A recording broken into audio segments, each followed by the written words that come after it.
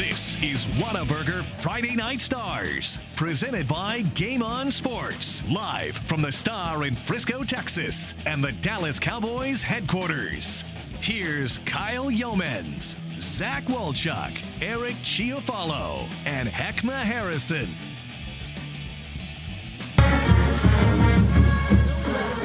To start off, a little bit of Week 4 action with, how about this? Guy Frazier on the sideline. Watch out! Oh, took out the phone a little Took bit. his head off. Guy Frazier. I'm good. Oh, yeah. He's upside down guy mode. No, I'm good. He still has his face. Oh, my gosh. He's okay. How about that He's zoom-in okay. action, That's though, the too? best part about it, is that he's fine and that he's going to be at a game tonight. Welcome into Whataburger Friday Night Stars, Week 4. The whole of crew's Texas back. High Yeah, I'm about to say, School welcome back to you guys, We're a man. big, Welcome happy back to you family. guys. Woo-hoo. Yeah. Yeah. Are we gonna It's do that? closer Are we this gonna- time. Hey, Yeah. it's Oh, yes, the here we whole are. thing now. Teammates. Well, here's the thing. Geez, is not jury only, duty's over. I'm so relieved. Yeah. Not only are we back, but at the same time, you're switching spots with Eric. Yeah. And so you guys have flip-flopped, so I'm closer to you, which is great, but I'm going to miss Eric. Yeah, I'm being sad. right next I'm a little to bit you. sad. I'm happy happier about it. but I'm sad. You're happy being next But to I'm happy. Heckma. It's okay. I'm happy. I know what the real Now reason we kind is. of get our, I know the real we reason. can lock eyes a little bit. But no, I need to get in Kyle's head since he's now the lead dog in the predictions. Okay. It worked so well on Heckma. I mean, Heckma still tweets, texts me 2 a.m. He's thinking about me A and lot of those predictions. FaceTimes. A lot of FaceTimes. Yeah. A I lot of saw FaceTime. that. And I've seen more than I wanted. But for Kyle, Yes. next on the list, brother. That's good. I like that because I am leading the way and By I've one set the game. standard Yeah, by one already. game. And the fact that I've set the standard in our predictions already is pretty huge. In the fact that I was like in last place last year. Was I in last or were you in last, Eric? Well, No, I you think- were in last. I think I was in last I think place. you were too, I think I absolutely. was. So it's Worst kind of to a first. redemption story overall, and I like being able to say that I'm on top. The for comeback once. kid. The comeback kid. He's gonna I be like last that. again this year. Do you hear this guy right week- now? it's only We week can't three. even Are you start kidding this me? show with this. Give him a Goodness little bit of credit. I'm gracious. just going to let him have his Wow. moment. But we know how it's going to end. Of course we do. That's tough. You know what? The rest of you guys should just fight over second and third place because you already know where the champ is. Yeah, he's sitting right here. He Yeah, is. until Birdville and Ryan rolls around. Bring it up, old stuff. You see? Bring it up, the old Let's go. stuff. Come on. Hey, he's always about it. He's always about it. Well, we've got a great show for you guys today. Going into Week 4 of Texas high school football. It's hard to believe we're almost to the halfway point. But the best part about Week 4, we've got some district matchup and a little bit of rivalry going on throughout Dallas-Fort Worth. Let's start with some of those Thursday night games. And we had a pretty good little shootout last night up in McKinney North. McKinney North and Rockwall Heath, 56-34 the final score in this one. Over 1,100 yards of total offense in this ball game. This is really back and forth, guys. Well, yeah. Look at McKinney North there. Now they've put up a lot of points. They put up against my Northwest Texans. I guess I don't know if it was it was 2 weeks ago. They put up 68 points on them. That was a barn burner. 68-65, I think the final score was to that one. Now, so this is not first for McKinney North, but I know our boy Nick Harris, who's going to be coming in here in a little bit. Yeah. He can't be feeling too good. No, that's a team that obviously he's a graduate. Oh, that's right. He's a Heath alum. Yes, he is. And so he talked a lot about them, the reemergence, the emergence of the program. And they got close last night, but McKinney just pulled away from them. I thought Josh Hoover played pretty well, 391 yards, 3 touchdowns. But McKinney North, you can just chalk it up. It's going to be a barn burner. No question. They don't play defense, but they sure can score a lot of points.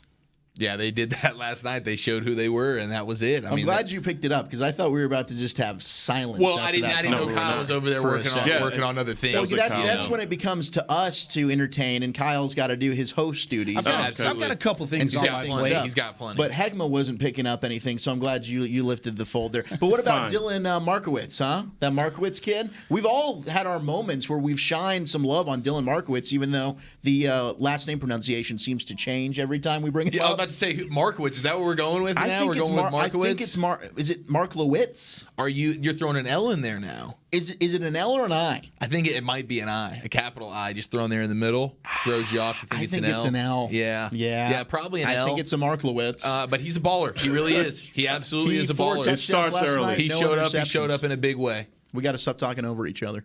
Sorry. That's okay.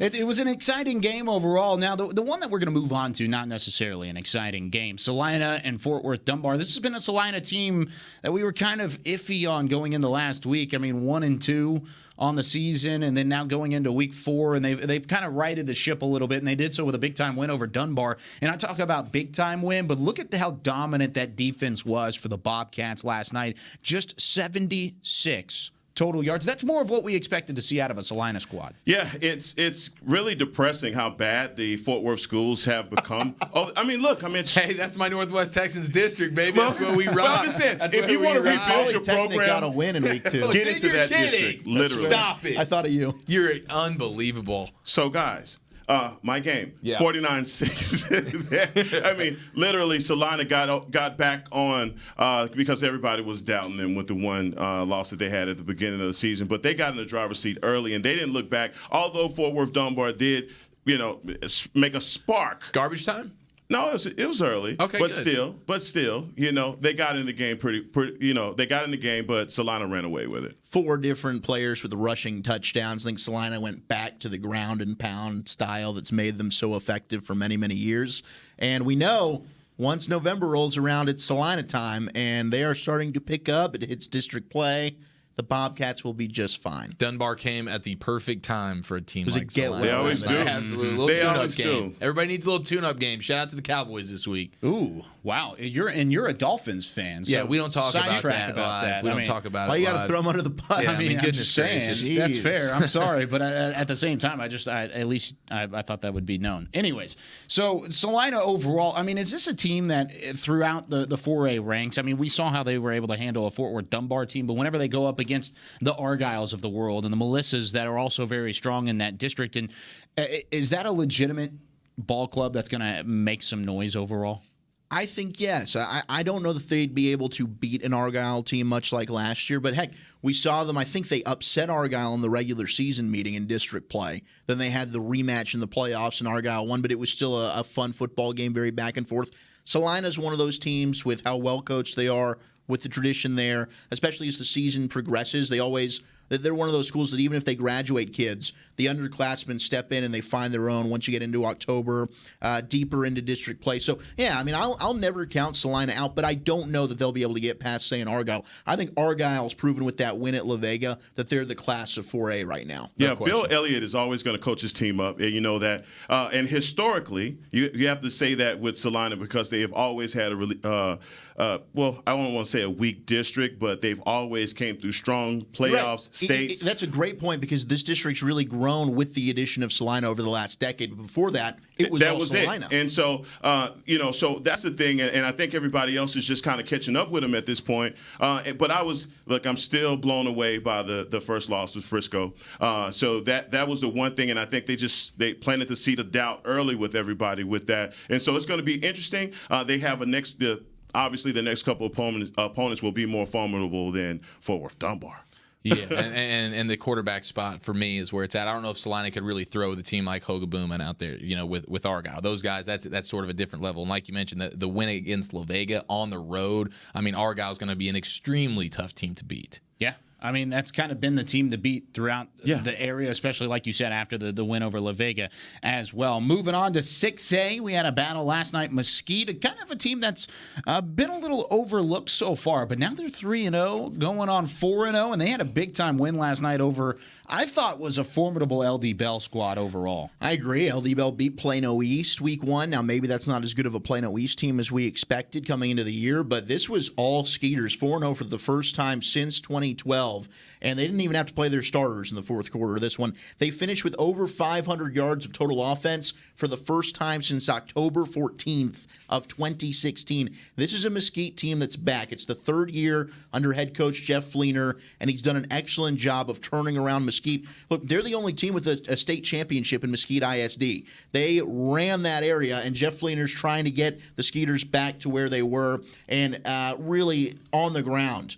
Ladarius Turner, he had 3 touchdowns. He took his first touch 59 yards on the first offensive play to the house, 183 yards rushing on just 3 carries for Ladarius Turner. So Mesquite, a team that can run the ball. They're playing really good defense right now. Look out for the Skeeters. Let's see if they can do it in district play continuously. I mean, that's really the biggest question is what can they do going into district play? 11-6A it's not necessarily the strongest district in 6A, but there's a lot of formidable guys and opponents around there as well. Moving on to our final Thursday matchup that's highlighted overall, Mansfield-Timberview, another squad that kind of was off to a slow start, 2 losses already on the season, turning around and putting up some pretty good numbers against Woodrow Wilson last night.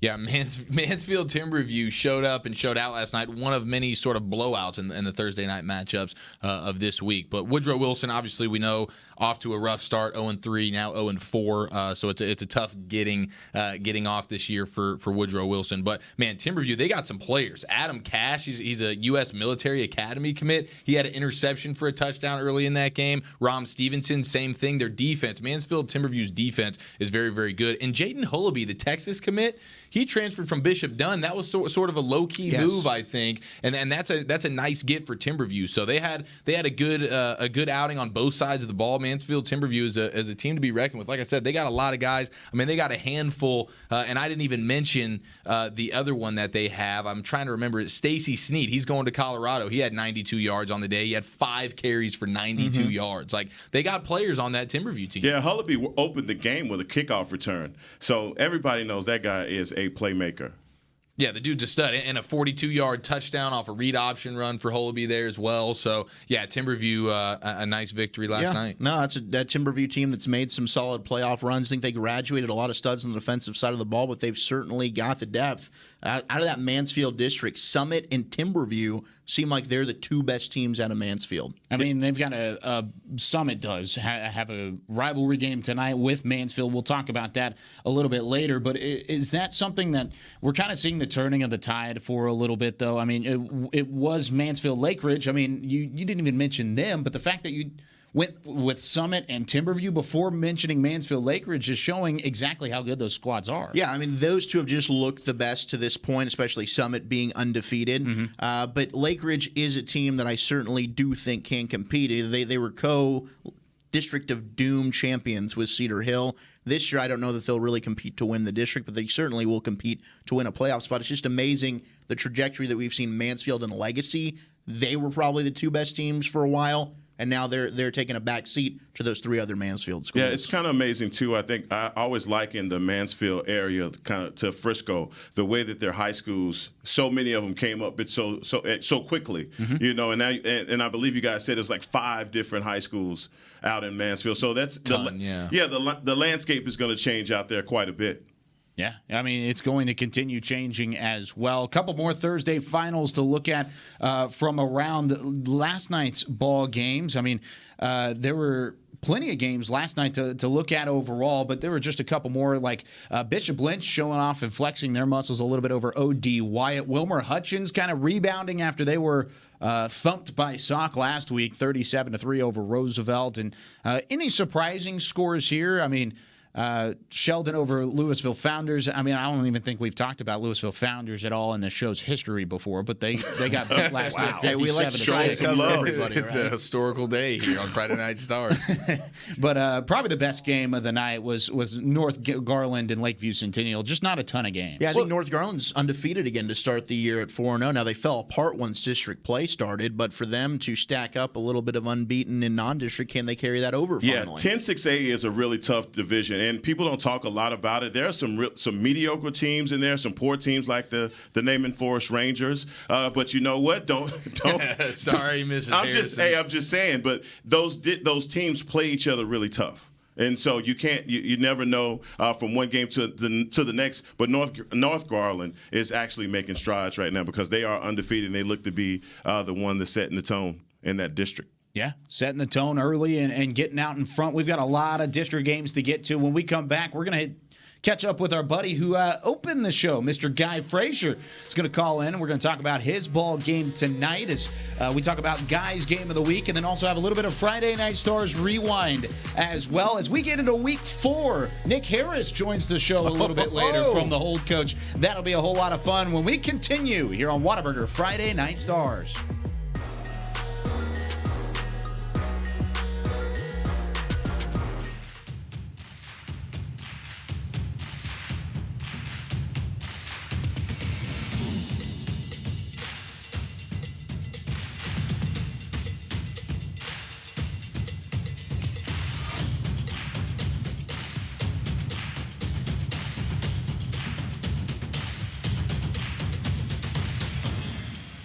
Gear up for back to sport at Academy Sports and Outdoors.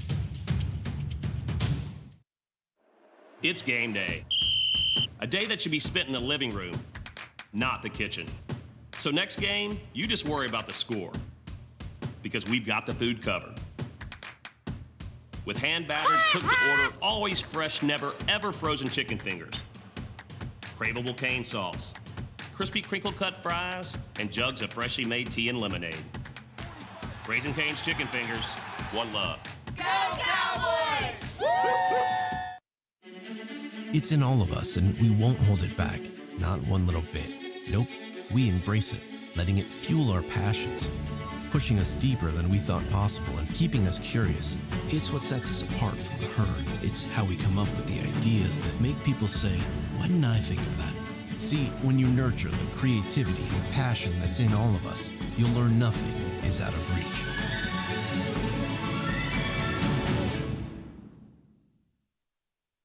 Get excited, Whataburger fans. Our one-of-a-kind mushroom Swiss burger is back. And now it's an all-time favorite. If you love mushrooms, you're gonna love this burger. The double cheese, the mushrooms was absolutely amazing. It's a really good balance between the mushrooms and the Swiss, and that au jus sauce on top. The creamy au jus sauce. It really complements the mushrooms. Everything just works perfectly together. It's just perfect. Every bite's perfect. It's not just a mushroom Swiss burger, it's a Whataburger mushroom Swiss burger.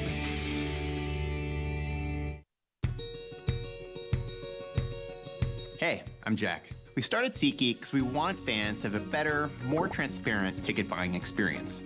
With SeatGeek, you can see the best deals and buy tickets, all with a price match guarantee. The only thing we can't guarantee is that your team will win. So use the code TICKETS20 at checkout for $20 off your first order.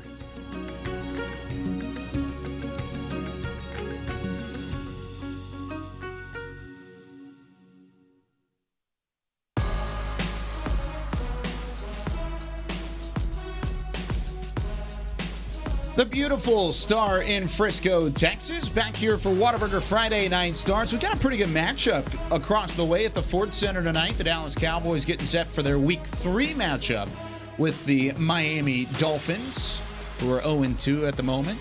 Don't want to rub it in or anything, but bye week came at a good time for the Cowboys.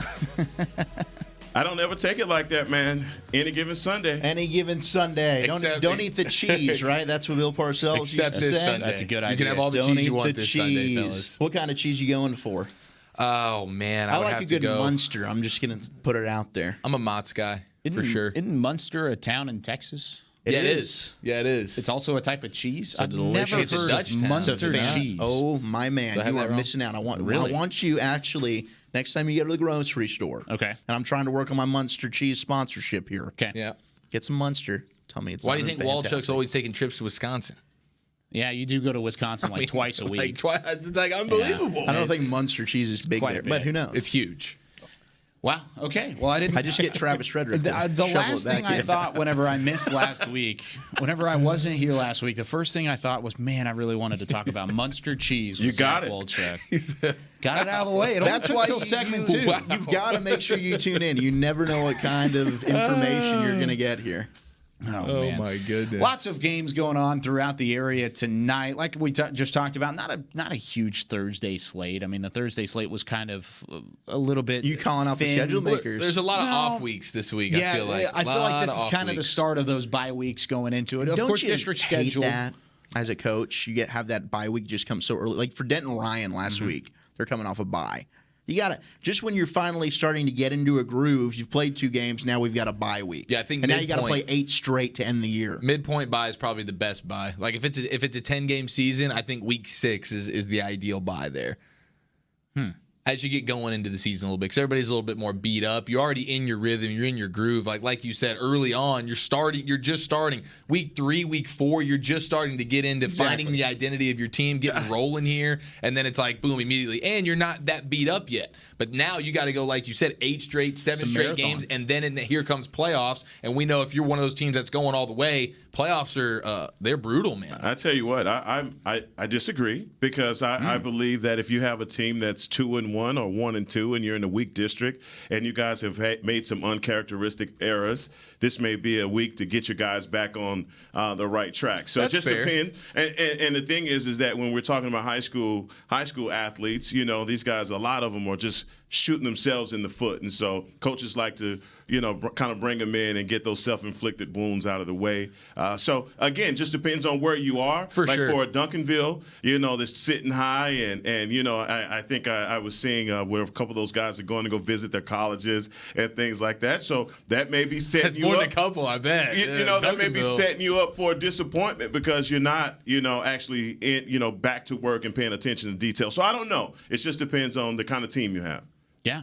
And one thing that we have as a team overall is Guy Frazier. And he's on the phone right now. He was at that game last night, and we saw a little bit of his poor luck last night. I mean, Rockwall Heath at McKinney North and got the phone knocked straight out of his hands. Now, here's the thing, Guy. I got to tell you this right off the top. And Chris Beam, I got to give credit to him because he said this originally. He said, if the ball hits the hands, you've got to catch it. You didn't catch the ball last night, Guy. Or the phone.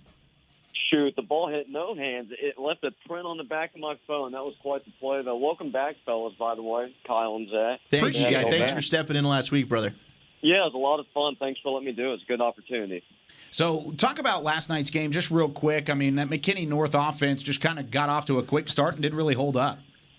Yeah, one of the things I was looking for going into this game is for someone to step up and play defense. Neither team had really done it against formidable opponents going into last night's game. So, you knew it was going to be a shootout, and I was kind of looking forward to seeing who was going to step up on defense finally in a big-time game and make things happen. And that was McKinney North, who forced a couple fumbles there in the first half to really kind of get control of the game. And then as it, was back and forth throughout the game in the second half, they were able to get a couple fourth down stops.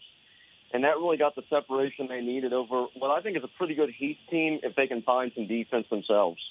Guy, what'd you think of the quarterback play for both sides? It was really good quarterback play on both sides. It's a shame Josh Hoover for Heath is 60% on the night, throws for dang near 400 yards and 3 passing touchdowns, and he still loses by, 20-plus points. So at some point your defense kind of has to help you out and back you up a little bit. And it was the same thing for North. And Dylan, and fortunate for him, the North Bulldogs defense stepped up and helped him out on offense. As McKinney North had some balance last night. They were good through the air, but they also were really good on the ground too. With Emmanuel Fincher, who had 162 yards himself and 3 touchdowns. Now, Guy, I noticed you just said Dylan for McKinney North's quarterback. You didn't go for the last name. We were debating what we think it might be. Do you want to put a crack in there? I do not want to put a crack in there. I went with Malkowitz. Is it an L or an I? That's sort of the question in the middle. Well, I think it's an I. I have my game notes in front of me here. I knew it. A capital I think I? it's an I. I think it's an I, too. Walchuk's throwing an L into the middle of the last name. I just feel bad. I just didn't know why. Well, who knows? I guess maybe it is an I. Now I'm even more confused. Malky. Oh, man. I didn't think I could get more confused. Let's go with Markowitz. I think it's Markiewiczz.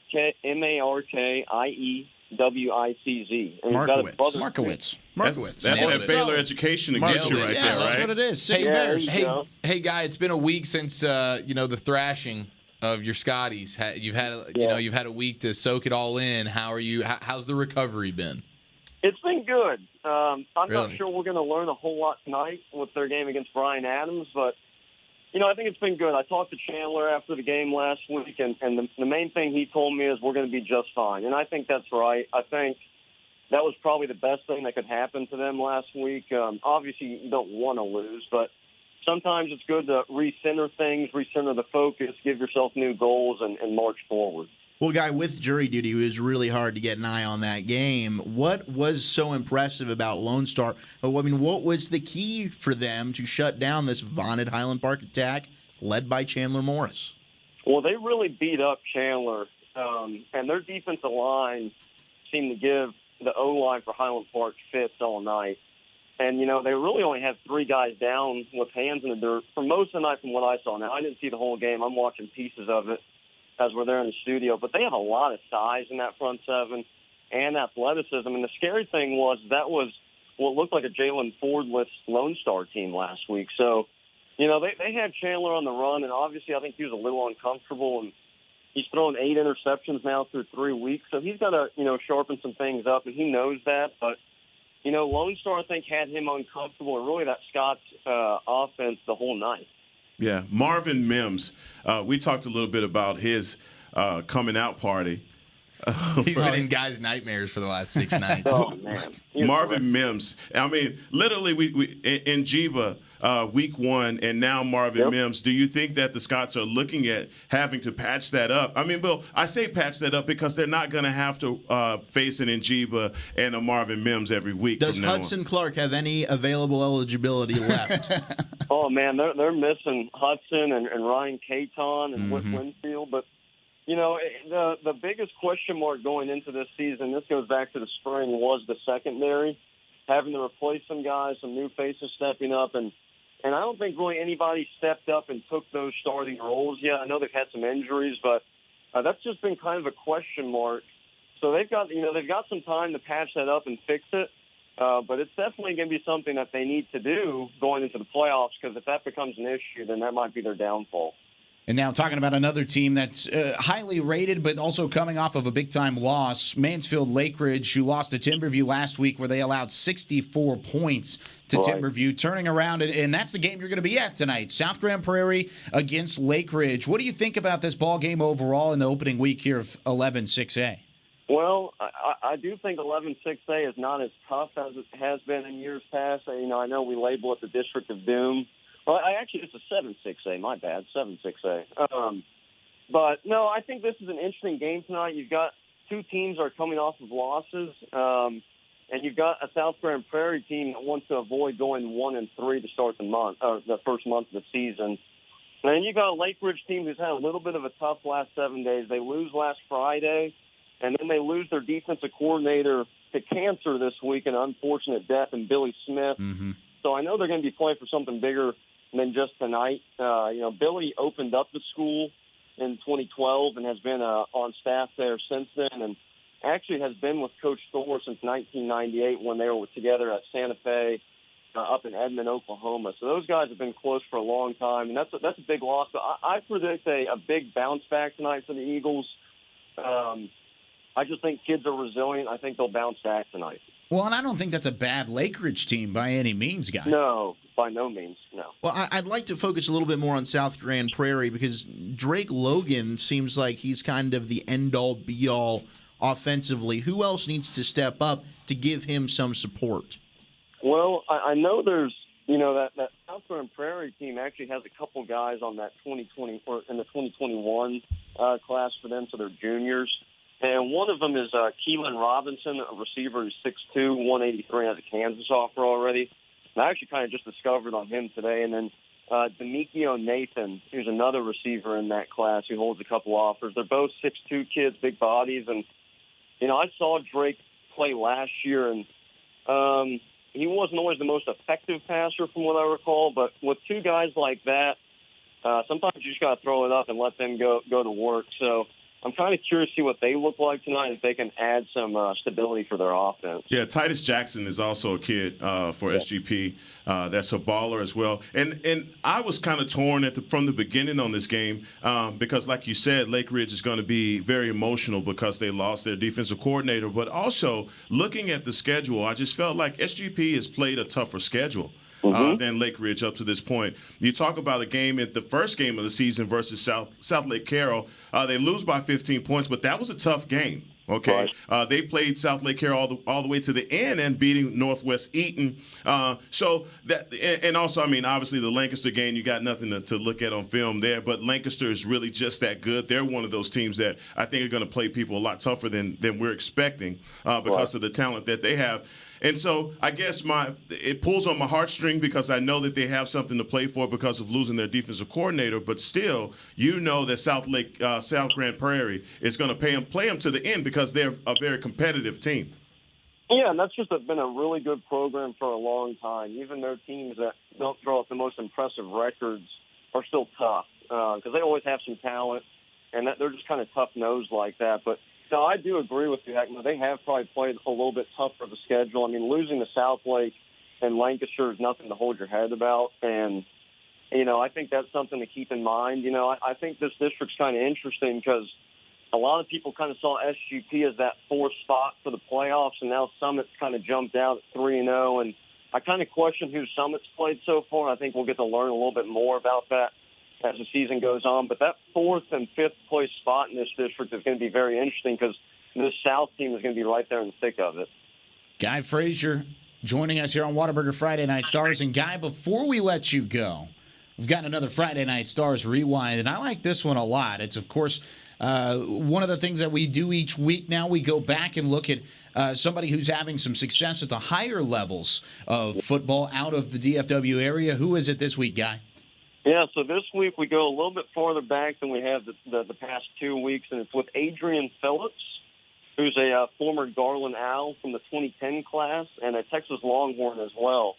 Adrian's actually playing in the NFL now with the Chargers, but going back to his high school days, he was a four-star athlete according to 247. He's actually the number 18 rated recruit in Texas and the number 9 athlete in the nation. He had all-state honors, first-team all-district twice, and some pretty good Garland Owl teams back in those days. And he finished with 206 career tackles at Texas. So it was thought, okay, this guy's going to be somewhere around the 5th to 7th round type draft board type pick. And he ends up going undrafted. So from there on, this guy kind of really took the harder way and the route he's traveled, right? So listen to this part, fellas. The Chargers signed him and released him 7 different times with the practice squad before he was finally promoted to the active roster on October 20th of 2015. I think he played maybe one game prior to that with the actual active roster, and that was it, I think, back in 2014. So then a couple years ago, come along, and then he started 7 games last year in 2018 and actually played in all 16 before he was named a Pro Bowler and first-team All-Pro as a special teamer. So you think about it, he's a true warrior from the standpoint of he's signed and released 7 different times. He's just a true fringe guy, not drafted, even though he's expected to be. And now he's a first-team All-Pro and a Pro Bowler. And unfortunately, this past week he actually broke his arm in last week's games for the LA Chargers. But looking at Adrian's past, if you know anything about him, he'll probably bounce back from this and prove everybody wrong again. Yeah, awesome story overall, and the true definition of a guy who just doesn't give up overall in his entire career and just kind of bounced back point after point. So hopefully a speedy recovery for Adrian Phillips, and hopefully we see him again throughout the NFL as well. Guy Frazier joining us here on Whataburger Friday Night Stars. Guy, thanks so much, man. We'll talk to you later today. Okay, appreciate it, fellas. Have a good show. Sounds good. There he goes. Guy Frazier, as always, great insight from around the area, talking about McKinney North and that offense last night. And then that Lake Ridge South Grand Prairie game, I think that's going to be a better game than a lot of people think overall. Yeah, it should be a fun one. I'm excited to see how South Grand Prairie looks. I think their offense needs to do a better job to hang in there tonight against Lake Ridge, but they've always got some talent on the defensive side of the football. Just 22 points per game for South Grand Prairie overall this season so far. So it's going to be an uphill battle, to say the least, for them to try and be able to come out on top of a Lake Ridge squad. So here's the thing. We've got a couple different ways we can go here. Nick Harris is waiting. We're going to talk to him in just a moment. Do you guys want to start going through some of Friday's games, or do we want to take a break here and go ahead and get to Nick Harris? Ooh. What I'll do we- let you guys decide. What are we here for? Yeah, I mean, I think we got to get one in. Let's just Get one in. Let's Let's just go, get one in. Allen. Let's get warmed up here. Allen and the Eagles. Wait a minute. No, wait a minute. You gotta get this right to Chuck. Yeah, go ahead. Okay. I'll let you introduce this game. to me. I know you have a vested interest in this ball game. Yeah, I guess I do. I mean, Who does Allen take on They're tonight? playing Plano tonight. No. Oh, don't say it like No, that. you can't say they're playing Plano. Goodness Well, they are gracious. playing Plano. No, they're playing the Plano Fighting Wildcats. They're Zach playing the Wolchuk. Plano Wildcats. Yeah, If no one's going to baby. believe, it's got to be You're right. you. You're right. I need to bring some belief in here. For the first time since 2005, Plano is looking to knock off Allen, and it would be their first district loss since 2020 or 2010. Whoa, I'm just 2010. disappointed you didn't come in here rocking any maroon. You know, No. you got no school spirit. None of it. Last year you had pom-poms, you had It your was- face painted. that you was were for the hyped Plano up. East game. Oh, that was a Plano East game. Gotcha. So are you going to do that It's again like, this year? Man, You going to do it again for Plano East this year? it's been maybe I'll do it for Plano East Get this year. hype? Yeah, Yeah. Plano East So is always a fun one. let's go to it. So What's your Caniglia- confidence meter that you lose by less than 30? My confidence meter that they'll lose by less than 30. All right. 1 being not confident at all, and 10 being like you're extremely confident they're going to lose by 30. I'd put it at like a 4. Okay, so you don't think Wow. they're going to lose Little by hope. 30. Good. Got a little hope in there. gracious. I think bias much. Maybe 28. What do you need to see to go higher up on that? The one thing that Plano's got a shot at is Allen's secondary has looked susceptible somewhat. You know, they've given up a 100-yard Kind receiver in every single one of their games so far this year. So clearly they are susceptible. But you to the guys don't receiver. throw the ball. Well, Oliver Towns is not the greatest. He's just inconsistent as a passer. But Plano does have some solid receivers. When you look at Jaden Chambers, who's a speed demon on the outside, and Nolan Williams, and then you've got a tight end in Christian Sabatini who can work over the middle. I think they've My got to Italian find a way to brother, get the Sabatini. ball. Yeah, Sabatini's a fun name. They've got to get the ball down the field to Chambers. Yeah, Chambers. That's where they've got their best shot to win in this one. But the thing that scares me is Plano's got a relatively younger offensive line. They finally got some size up front, but they're younger, and that's the strength of Allen's defense. They're able to rotate a bunch of guys in there, constantly stay fresh. They've got some outstanding depth led by senior Elijah Fisher, Cole Latos, and Lane Lewis, shockingly, along the defensive line as well. So That is shocking. And Raylan Sharp's expected to play tonight. So he's been out with an ankle. That killed Allen last week. They definitely were a one-dimensional football team. If Raylan Sharp's out, I feel really good that Plano maybe will be able to have a chance to play with him, much like Coppell did. But I don't believe in Plano's defense. I just don't think that Plano can slow down, especially if Raylan Sharp's out there. Allen, I just don't think they'll be able to get any stops. So it forces your quarterback and Oliver Towns to then have to play a near-perfect game, and that's a lot to ask. Well, you say that, and I know the defense is a big thing here, and the defense has definitely been the lower part of what Plano has to offer. But at the same time, you look at the numbers back and forth, and these two teams aren't necessarily that far apart. When it comes to the numbers, this is an Allen squad that so far puts up 463 yards per game. That's, like you said, whenever you have guys like Sharp in the backfield being able to throw the football and run the football as well, for that matter. But on the other side, I think you look at Towns and what he's able to do. They're coming off of 2 wins. You got to have a little bit of confidence here. The Rowlett game certainly gives you a lot more, but their defense, their front seven especially, just looked really bad against El Paso Eastwood.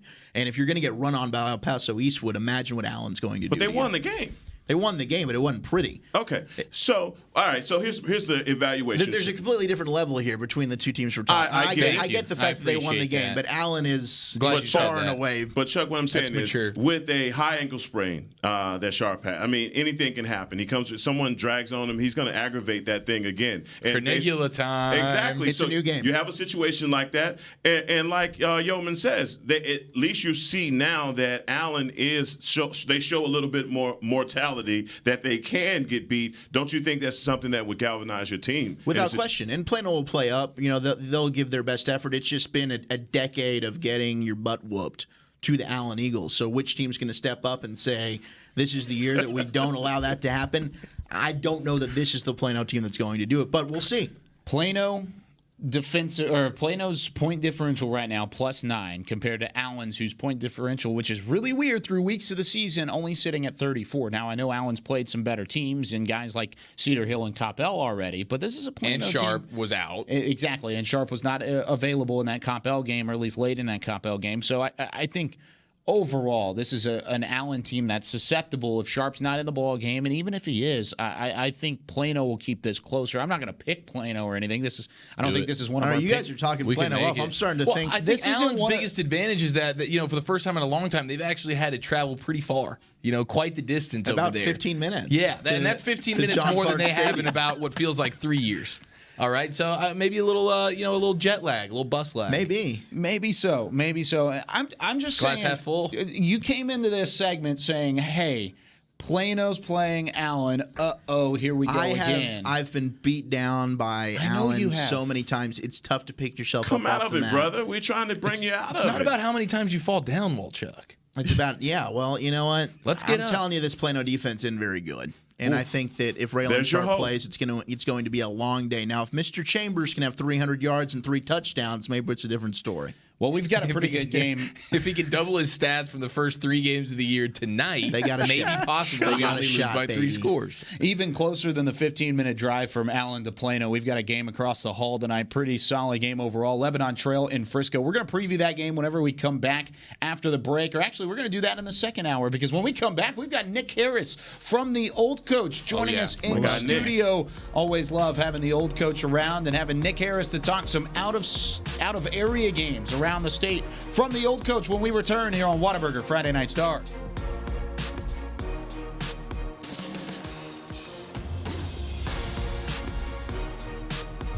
One and only Arnold Schwarzenegger. I ate a lot of meat. They showed us commercials. Steak.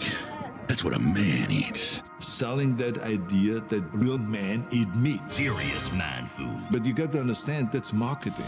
That's not based on reality. I've been teaching fighting techniques to government agencies for more than 15 years. Then I got injured.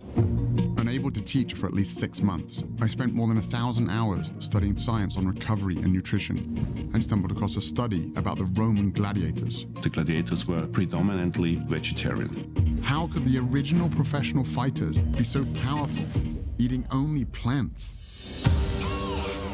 When I made the switch to a plant-based diet, I qualified for my 3rd Olympic team. I broke 2 American records. I was like, man, I should have done this a long while ago.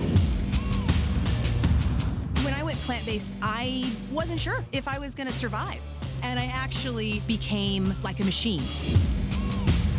One of the biggest misconceptions in sports nutrition is that we have to have animal protein to perform at a high level. That's just not true. Sometimes you have to do things that you know your competitors aren't doing. Today's blood and yesterday's blood. So, I think this is going to wake a lot of people up. I was recovering better, not getting as sore. This was our best season in the last 15 years, and we had 14 guys on plant-based diets. We all want to feel great, have more energy. Cholesterol was 276. Today, 169. Whoa, now you're talking. Most guys my age can keep up with the grandchildren. My grandchildren can't keep up with me. It's not one set of dietary guidelines for improving your performance as an athlete, another one for reversing heart disease, reversing diabetes. It's the same for all of them. Someone asked me, how could you get as strong as an ox without eating any meat? And my answer was, have you ever seen an ox eating meat?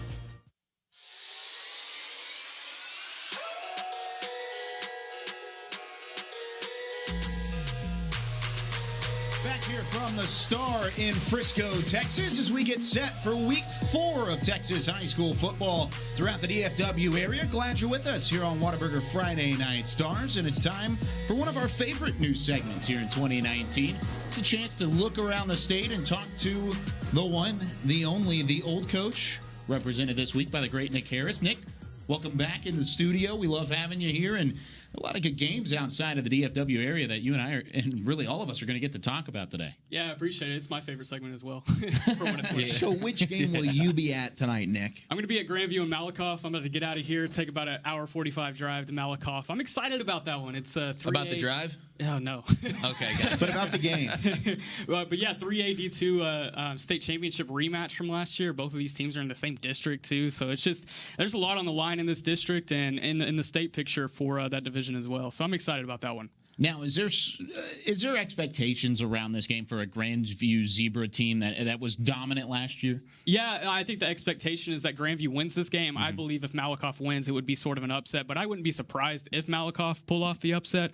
I mean, they got this game at home. It's a big game. A lot of people are going to be out for this one, a lot of tailgating and whatnot. So Malakoff can definitely pull off this win, but Grandview has some offensive weapons at quarterback and more specifically at tight end, Demetrius Overcrown. He's a big beast. He had a good game in the state game last year to defeat Malakoff. So I am excited about this one. Another game this week, Gilmer at Carthage. We know all about Carthage and that state championship history, but Gilmer, this one should be fun as well tonight. Yeah, the thing about Carthage is they have a fantastic defense, but they haven't really played anybody too powerful.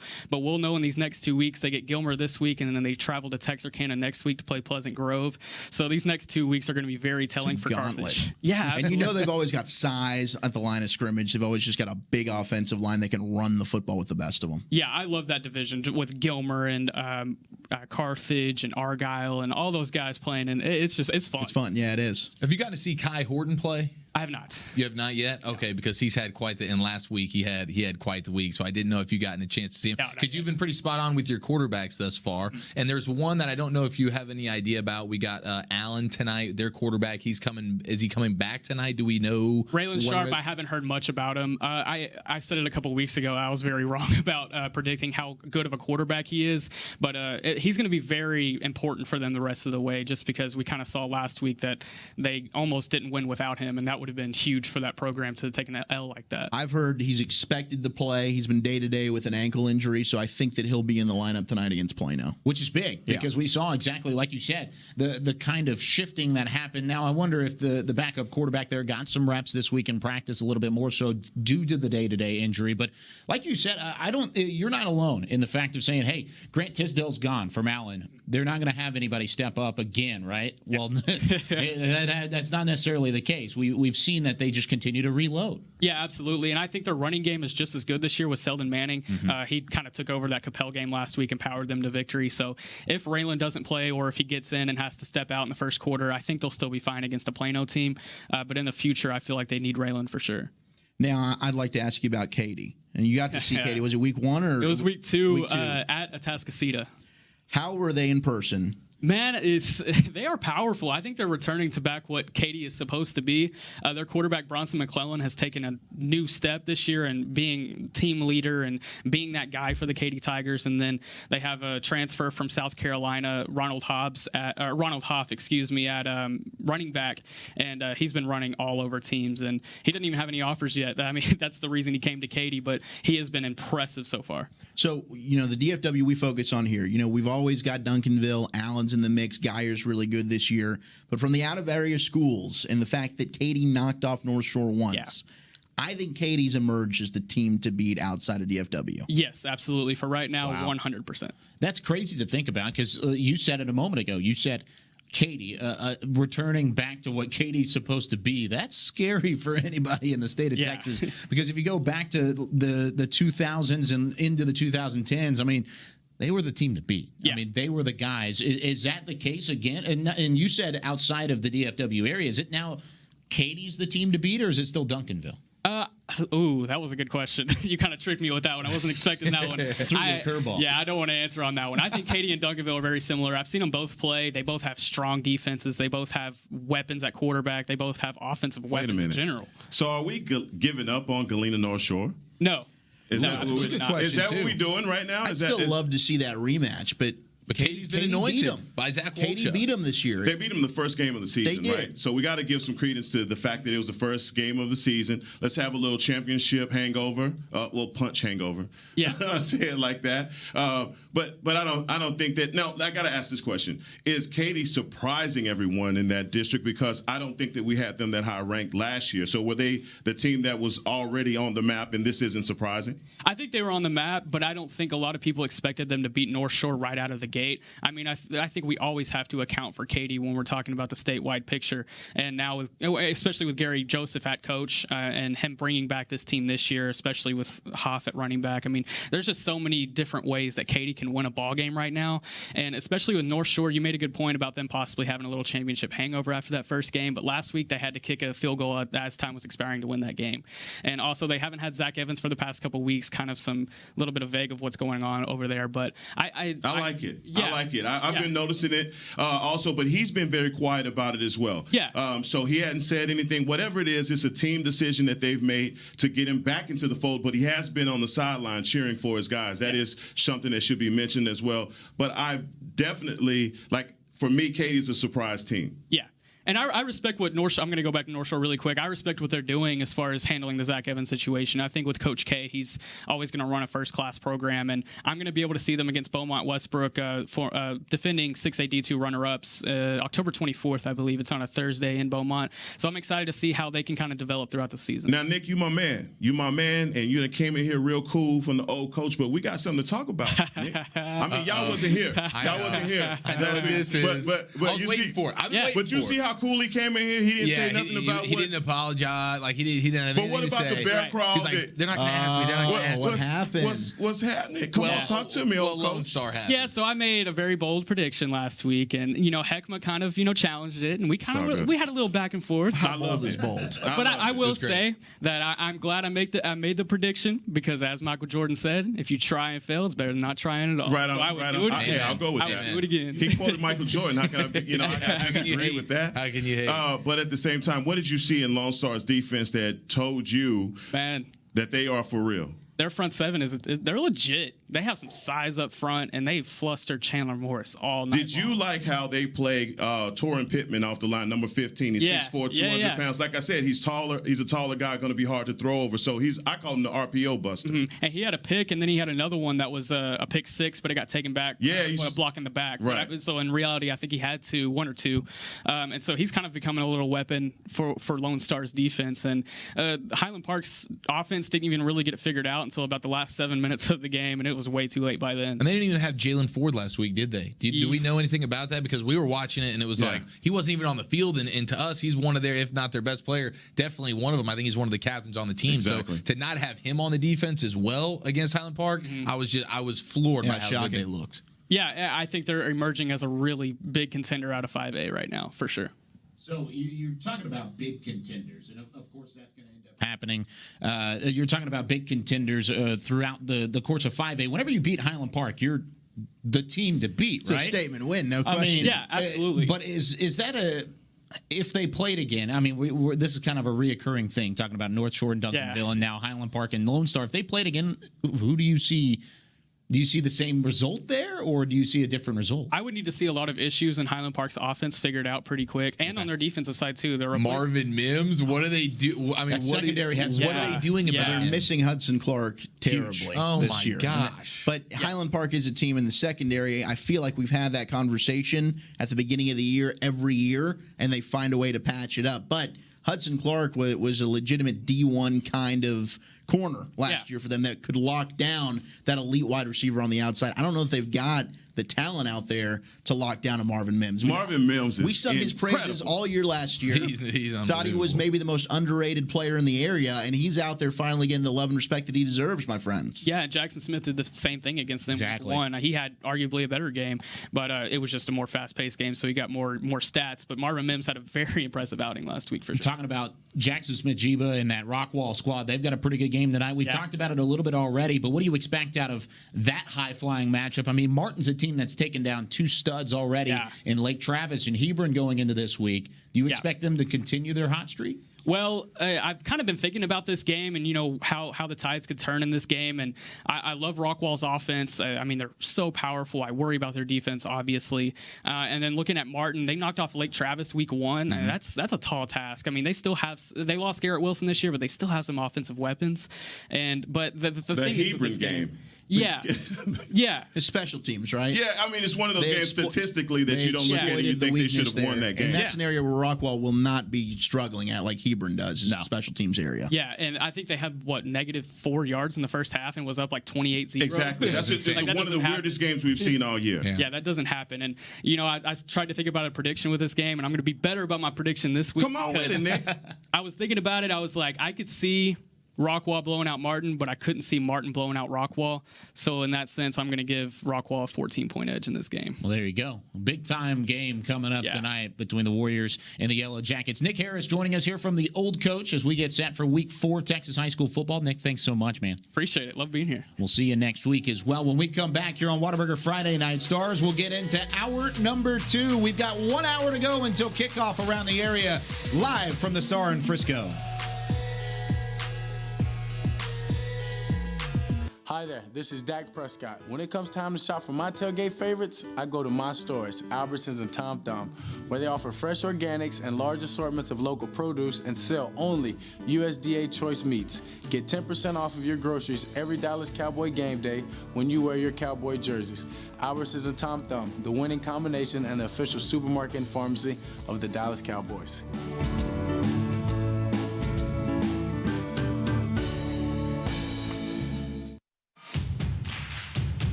Gear up for back to sport at Academy Sports and Outdoors.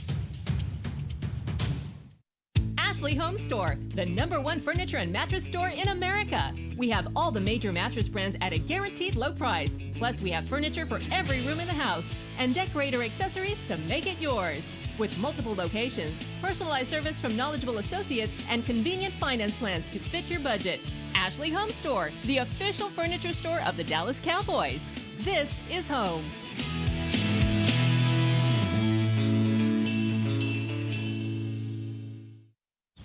I mean, if you haven't thought about switching to Geico, frankly, you're missing out. The mobile app makes it easy to manage your policy, even way out here. Your marshmallows. Get digital ID cards, emergency roadside service, even follow... Whoa. Oops. That cheeky little thing got away from me. My bad. Geico. It's easy to manage your policy whenever, wherever. Can I trouble you for another marshmallow? Get excited, Whataburger fans. Our one-of-a-kind mushroom Swiss burger is back. And now it's an all-time favorite. If you love mushrooms, you're going to love this burger. The double cheese, the mushrooms was absolutely amazing. It's a really good balance between the mushrooms and the Swiss, and that au jus sauce on top. The creamy au jus sauce. It really complements the mushrooms. Everything just works perfectly together. It's just perfect. Every bite's perfect. It's not just a mushroom Swiss burger, it's a Whataburger mushroom Swiss burger.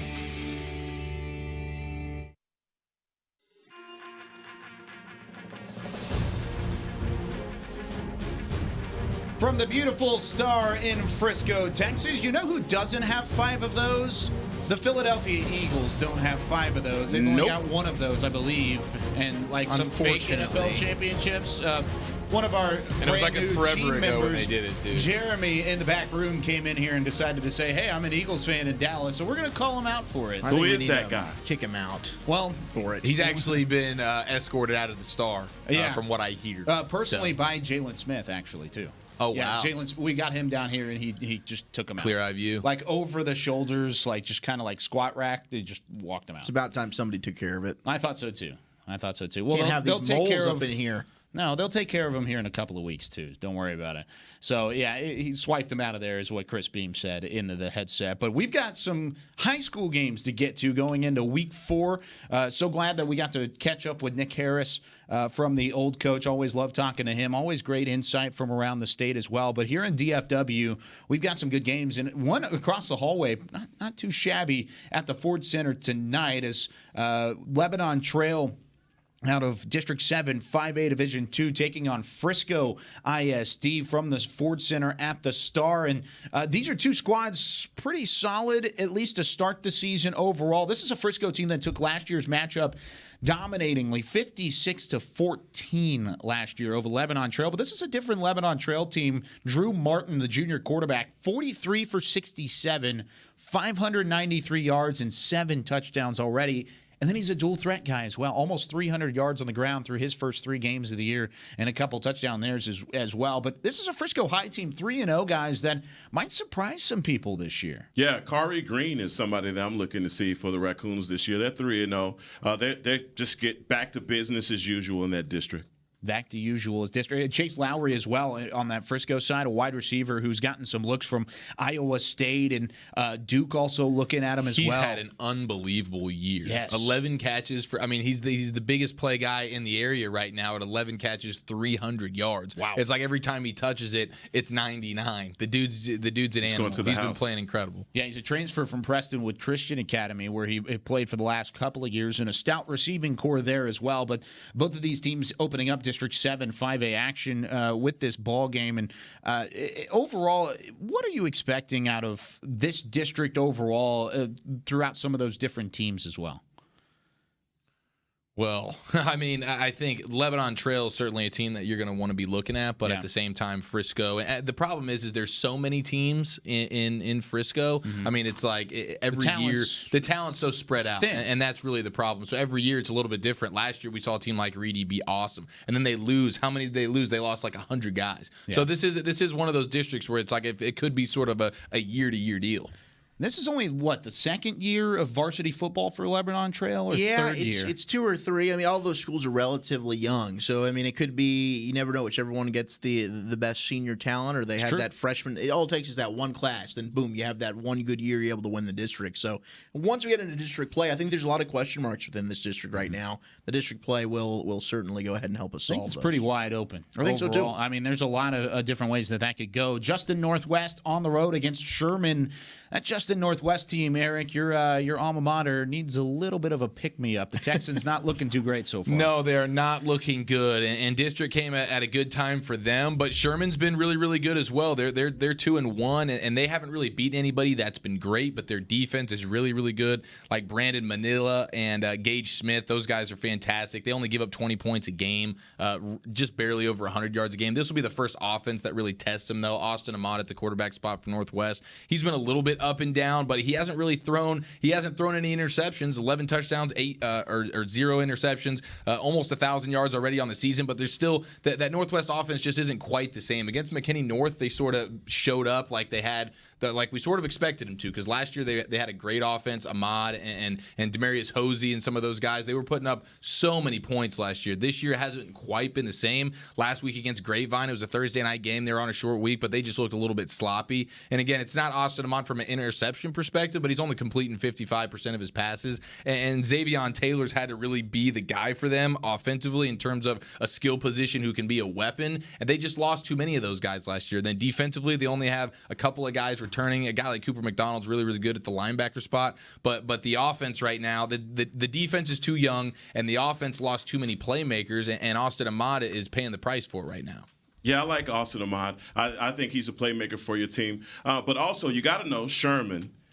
They're a pretty tough team as well. I mean, I know we say they hadn't played anyone, but Tate Bethel, the quarterback, I think they lost to Denison week 1. That's the big rivalry game. But yeah, Tate Bethel, Denison looks really guy. good as well. Yeah, exactly. So that's the one thing, and you always know Sherman is one of those North Texas teams that's always tough, historically tough. So this is going to be a good game. But also, I mean, Ahmad hadn't had a high completion rate, but he has thrown for a ton of yards. I mean, for 3 games, 831 yards. Absolutely, no and a lot of that was that McKinney North game. That McKinney North game, they really just blew the doors off it offensively. They had like 60-plus points, and they went hard. But like last week against Grapevine, it was sort of, he put up some numbers, but again, they were just really, really sloppy. And I think they're just used to having more guys than Xavion Taylor. I mean, Kendall Sims has stepped up decently for Demarius Hosey, but still, it's not quite the same. Now on the other side, running running back Mike Tavian Brown, I think he's the guy to sort of watch offensively for Sherman. They want to run the ball, and he's a beast. Last year, he was an animal. He had over 1,200 yards and 10 touchdowns last year. I would imagine he's going to be the guy that they get going tonight. And the Northwest defense, they just haven't been able to stop anybody. Yeah, I just wonder if it gets into a track meet, can Sherman keep up? I know that Northwest defense has not looked good, but I don't think that Sherman's offense, they're very traditional, old school. If they get into a track meet, I don't know they're a team that's going to drop back with Bethel and be able to just score in bunches. They need slow, methodical kind of drives to move the football down the field.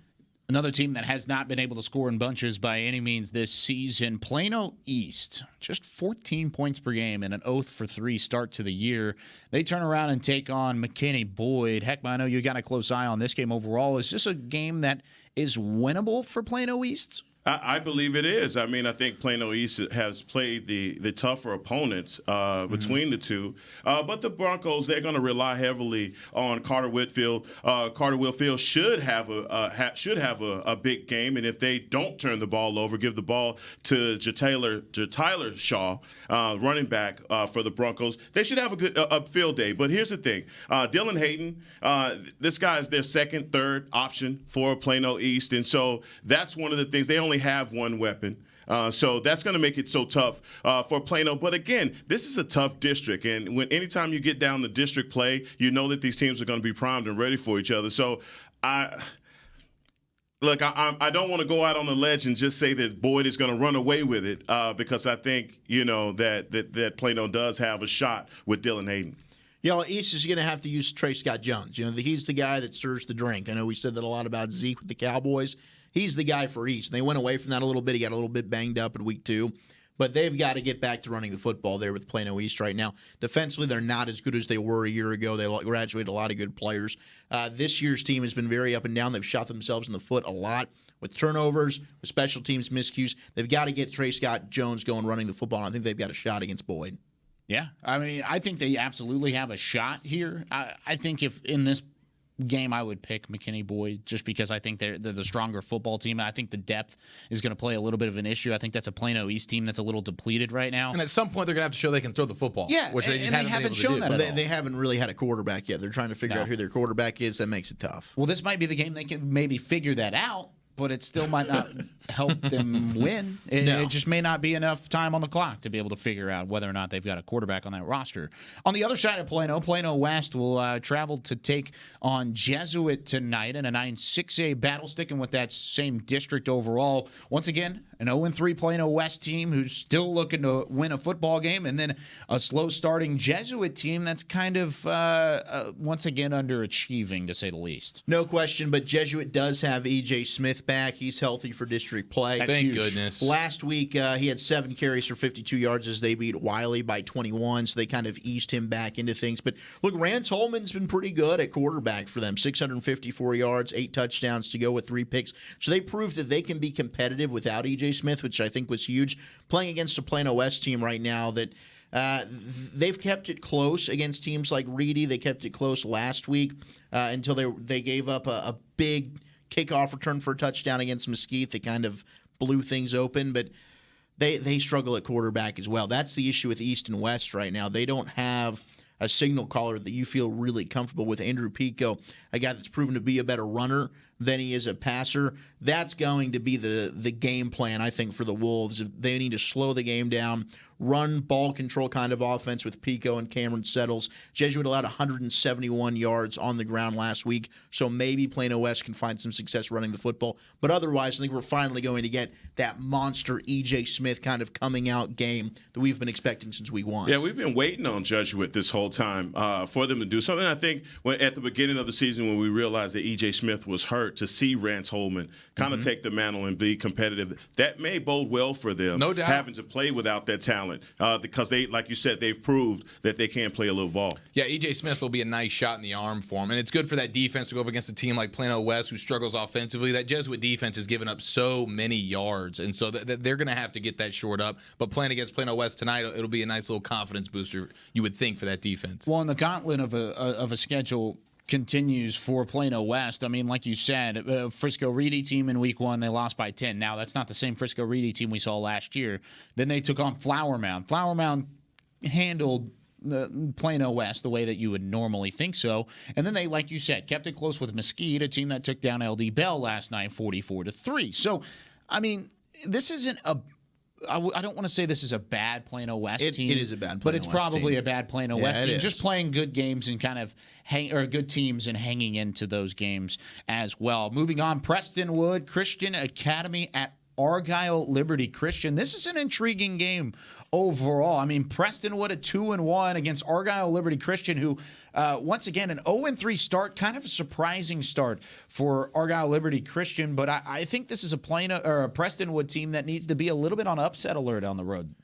Yeah, I mean, Argyle Liberty Christian, it's been a rough start for them. You said it. Starting 0-3, their defense giving up as many points as they have and as many yards as they have. The problem is they're really, really young. You know, offensively, I like the quarterback, Daniel Greek. I like their running back, Strickland. And Kellen Morgan at receiver is a big play guy. There's no question about it. The problem is they are pretty young right now on both sides of the ball, but particularly offensively, your quarterback, your running back, I mean, your three-headed monster of what you'd prefer to have is all veteran guys that have been there, done that. You got 3 juniors in there. So they're struggling a little bit. On the flip side, Prestonwood, decent start, 2-1. You know, Jacob Switzer has been decent there at quarterback. I mean, they haven't been wowing necessarily either, but Argyle Liberty Christian is certainly just not getting off to the start that they want to, and I think a lot of it has to do with the youth, and I think probably Prestonwood takes advantage of that today. Nate Stafford's been a big play guy for them at receiver, and Riley Wilson as well. Those 2 guys right there, I'm not sure Argyle Liberty Christian will be able to guard them. Yeah, just a reminder, this Prestonwood team kind of on a revenge tour after Argyle Liberty Christian took them down in playoffs last year. Yep. In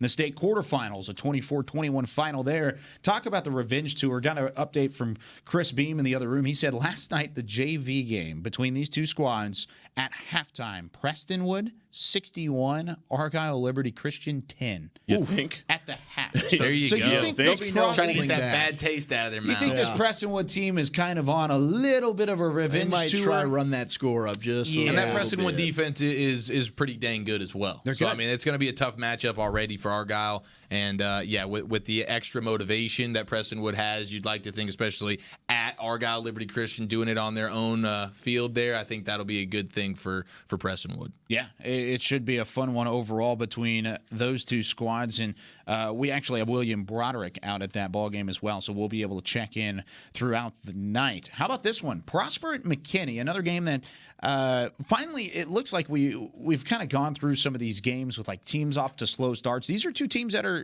pretty stout to start the season, especially Prosper. I mean, they've been very impressive over their first 3 weeks of the year. Extremely impressive with that win last week. Yes. I didn't think they'd go into Flower Mound and get that win. Prosper dominated Flower Mound last week. It wasn't even close. Their offense certainly flexed their muscles without question. I wasn't sure if they'd carry over and have the same success they did a year ago, but goodness gracious, we gave love to Lone Star. I think we got to give some love to Prosper from their performance a week ago. Well, and it's nice because in that district, in the same week where Prosper looks incredible, Allen looks like they are a little bit like they're susceptible. Yeah, There's a little a chink bit in the armor. susceptible. There's a little bit of a chink in the armor there. Now, a lot of that has to do with Raylan Sharp and his help at the quarterback position, but you're circling that November 1st game, and it's at Prosper. One of probably only 2 games Allen ever has to leave their own stadium. They got to go to Prosper in their new incredible stadium and take on a Prosper team that right now, it's still a little bit early, but right now looks like one of the better teams in the area. Now, I have to apologize to the Prosper Eagles because last week I kind of dissed on them when I said if it going to statement, you know, you have the shiny new duds and all of that. That's right. They'd win the game. Yeah, but if they would win the state championship of facilities, wasn't I it? apologize. All right, so let me just say, let me apologize for that because they dominated in every facet of the game last week versus Flower Mound, and that's something that should be noted because literally all we've been talking about is Pierce Hudgens, you know, and the job that he's done and that offense and what they did last year. But, man, Prosper came in and they bought the wood to that game. JT Lane. And this guy is, as far as the running back by committee approach that they have, and also Tyler Bailey also had a big game last week. And so I'm impressed by Prosper. I think that they're a lot more than people are saying that they're going to be a lot better than people are thinking they're going to be this year. Yeah, and I think that's exactly what you see on the other side, a McKinney squad that not a whole lot of people had on the radar. But I'm going to give you a name that you're going to want to remember. Samson Nazarko, their quarterback. 60 for 85 in his first 3 weeks of the season, 802 yards and 9 touchdowns. It's a pretty impressive stat line for a sophomore. Yeah. Is Sampson. And that's the big thing. He's a sophomore at McKinney. He's put up good numbers against formidable opponents, but not really the best opponents in the world. McKinney North, Irving MacArthur, and then Richardson Pierce last week. But this offense for McKinney has been impressive so far. Another great coaching job done there. I think it's Marcus Shavers, who's now their head coach, former Allen Eagle, and he has completely changed the identity. McKinney used to be a team that was one of the weaker teams within this district, that they'd be rolled over a lot, kind of a get-well game. Let's schedule McKinney for homecoming. Not so much anymore. No more. This is a playoff team this year with the McKinney Lions. Wow. Going out on a limb early and saying they're a playoff team. I don't You're even think it's confident? that big of a limb. Yeah, I think that they're without a doubt one of the best 4 teams within that district, no question. Okay, moving on to Saxe and Wiley. Saxe coming in at 2-1 on the season, a District 10 6A matchup going on tonight at Wiley Stadium. And Wiley just, once again, a team that's off to a slow start. 0-3 to start the year, just can't get that offense going. Yeah, Saxe is just a team that has always been synonymous with good defense. And they graduated a ton of talent last year. And so they got a really young team. And they're the only team to date that has played Euless Trinity tough and kind of shut that running game down. In this sweltering game they had out in the Cotton Bowl a couple of weeks ago. But, Wiley, also a young team, hadn't got any wins. And obviously they have a guy, Cortland Rushaw, and also Drew Williams, defensive end and linebackers for the Pirates. 2 tough guys. But also, guys, you got to know, this District 10 6A is just a tough district. All right, we were talking about it earlier with North Garland and Lakeview Centennial and all the other teams that they have in there. It's just a tough district. And so anybody can be on upset alert every week. I don't know how tough of a district that is, though. I really don't. Overall, I mean, well, thanks. Just take my point off the table. No, I know, but I'm just saying, Lakeview, Centennial, and Garland don't scare me as much as some of the other districts. They're dangerous to each other, especially in 6A. Okay, there you go. To each other, it's even throughout each other. And they're going to beat each other. Yeah, up. it's not that they'll get up and go and beat a Duncanville or something like. No, I'm talking about in that district. Yeah, so every week they play each other really tough. So even Naaman Forest will pull out a squeak. You might see them beat North Garland. I'm calling it, but I'm just saying. You may see some. That'll be their first game as they head on to their playoff run when they go win 3 games. Exactly, but that's what I mean, and that's so when I say that, I'm only talking about the parity within the district. There's a lot of parity in that. Saxe doesn't win this district, they should be embarrassed. That's exactly the point that I was about to say. Rowlett's bad this year. Wiley's bad this year. All those Garland teams are terrible. Saxe's the class of the district. They should be embarrassed if they don't win it. Well, and that's the thing is Saxe, this is a team that last year we saw them play up to teams like Coppell. Then they defeated them this year. I mean, this was a Coppell team that Allen, of course, without Sharp at quarterback, still got into a battle last week with, and Saxe beat him again this year. And then turning around, Euless Trinity.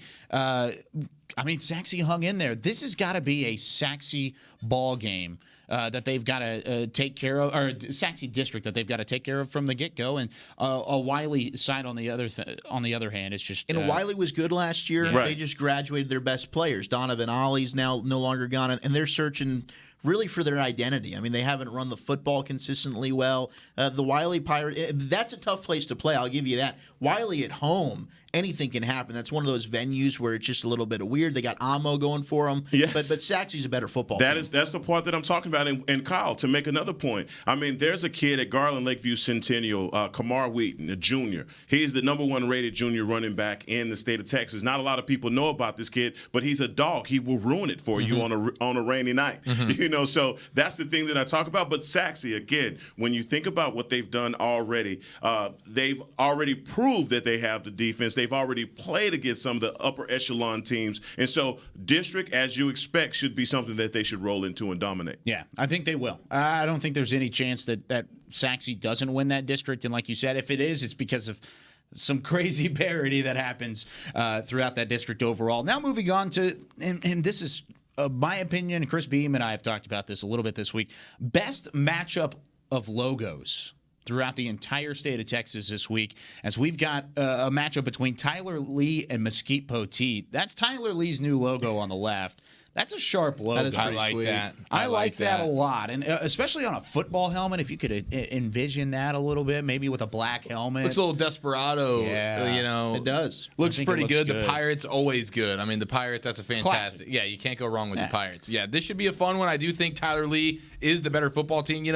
Locally here, I don't know if there's many teams that are more disappointing than Mesquite Poteet. And a lot of it has to do with sort of the ambiguity going on surrounding Seth McGowan, the stud running back. He's the 12th running back rated in the country. He's going to Oklahoma, and the dude just hasn't really played much. He doesn't have as many carries as the guy that they've been handing it off to all season long, Jalen Police and Xavier Jeans. This guy's got way more carries. I don't know if Seth McGowan's really played more than the first game of the year, so not really sure what's going on with him, but it's clearly affecting Poteet. They're getting off to a rough start, 0-3. Their defense, who returned 7 starters this year, just has not been good at all. You can see how much they give up, almost 500 yards a game. They're just struggling really, really bad. And they got guys like Jalen Hodo, Jalen Updike, and Nick DeVille, who is, all 3 of those guys are studs, and their defense is just struggling, like I said. And then Tyler Lee on the other side, these guys are probably going to win by 2 scores. They run the ball extremely well. Now, last week it was weird because they had 7 fumbles in the game. They had 3 of them that they lost in the fourth quarter. Now, they still ended up winning the game, but they got the leading rusher in their district, Jamarian Miller. He's got almost 500 yards rushing. They got 900 yards through 3 games rushing on the ground, and Mesquite Poteet's defense has not shown that they can stop the run. They've given up almost 700 yards through 3 games. So this is probably going to be one of those games where, I don't know if McGowan's going to play. From the looks of it, it doesn't seem like he's going to. Last year, he dominated this game. He had a fantastic game last year, well over 200 yards rushing and a couple of scores. So they need McGowan. It doesn't look like he's going to play, and so the problem is they can't stop the run. Now they can't run the ball because their bell cows out of there, and that's exactly what Tyler Lee does. They just pound you. That's their offense is McGowan. Yeah, and it has been it's the last weird couple of years. What's going on there? I don't know if he's in the doghouse. I know there's a new head coach. Coach Cody Groves left, and he's now the athletic director. Maybe he saw the writing on the wall that there was something going on there with Poteet.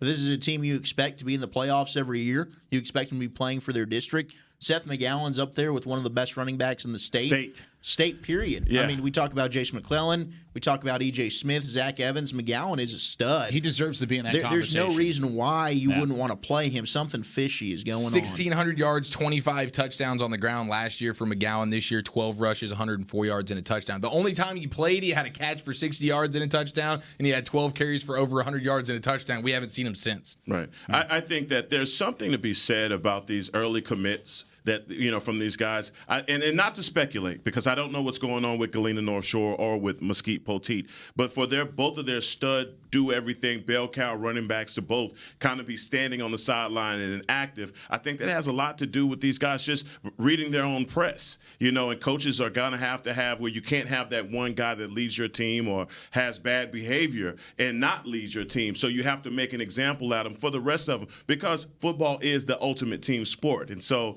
it's just disappointing to see at this point because, like you said, Seth McGowan was everything for Poteet last year. And with the 7 starters that they had, you almost expected for this to be the year that Poteet had that dominance. And they're kind of going with a dual quarterback with Stephen Fink and Jalen Police. Police being more of the dual threat guy, runner, and then Fink being the more pocket passer guy. But neither one of them have been great, and that's been problematic for them. Again, you lose your best player in McGowan, and your defense is with 7 starters returning, 3 studs on that defense, and they're giving up over 500 yards and a ton of rushing yards. That's just problematic, especially against a team like Lee, who's just going to pound it. Yeah, I think Lee takes this game pretty handily, especially if McGowan doesn't play. Another guy who we were kind of looking on whether or not he was going to play, and you can see this on our bottom line, kind of scrolling through every once in a while. But Allen versus Plano, Allen quarterback Raylan Sharp is in uniform, and he is warming up pregame for Allen and the Eagles to potentially face Plano. Bad news for Zach Wolchuk and company, but it is Allen, and you kind of want to see that team at full strength. That's one of the top teams in the country. Except for tonight. Yeah, I'm trying to layer it on a little bit. If you're going to more. get the win, you want it to be against There might have been a shot the starters. if Raylan Sharp wasn't on the field. Now that he probably is, I don't know so much, my friend. Maybe not. We're going to take a quick break. When we return, we'll wrap up talking about our highlighted games here on Friday, and then we'll go into our prediction games. Oh, yeah. Spoiler alert, I've been pretty good over the last 2 weeks. We'll be back in a moment here on Whataburger Friday Night Stars. Oh, man. I'm Jack. We started SeatGeek because we want fans to have a better, more transparent ticket buying experience. With SeatGeek, you can see the best deals and buy tickets, all with a price match guarantee. The only thing we can't guarantee is that your team will win. So use the code TICKETS20 at checkout for $20 off your first order.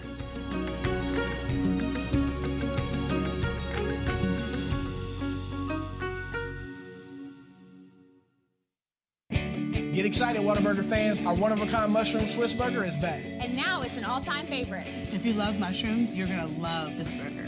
The double cheese, the mushrooms was absolutely amazing. It's a really good balance between the mushrooms and the Swiss, and that au jus sauce on top. The creamy au jus sauce. It really complements the mushrooms. Everything just works perfectly together. It's just perfect. Every bite's perfect. It's not just a mushroom Swiss burger, it's a Whataburger mushroom Swiss burger. It's in all of us, and we won't hold it back. Not one little bit. Nope, we embrace it, letting it fuel our passions, pushing us deeper than we thought possible and keeping us curious. It's what sets us apart from the herd. It's how we come up with the ideas that make people say, why didn't I think of that? See, when you nurture the creativity and passion that's in all of us, you'll learn nothing is out of reach.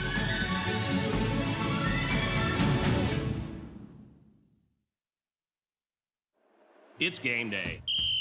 A day that should be spent in the living room, not the kitchen. So next game, you just worry about the score, because we've got the food covered.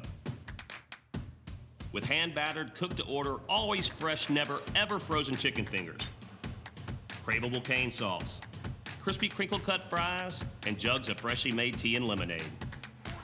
Raising Cane's Chicken Fingers, one love. Go Cowboys! I want it. I can't believe it. That car brought his karaoke machine. Nothing but a heartache. No, I can't believe how easy it was to save hundreds of dollars on my car insurance with Geico. Tell me why I never you'd say. Go, Kevin. Go, Kevin! No! Believe it, Geico could save you 15% or more on car insurance.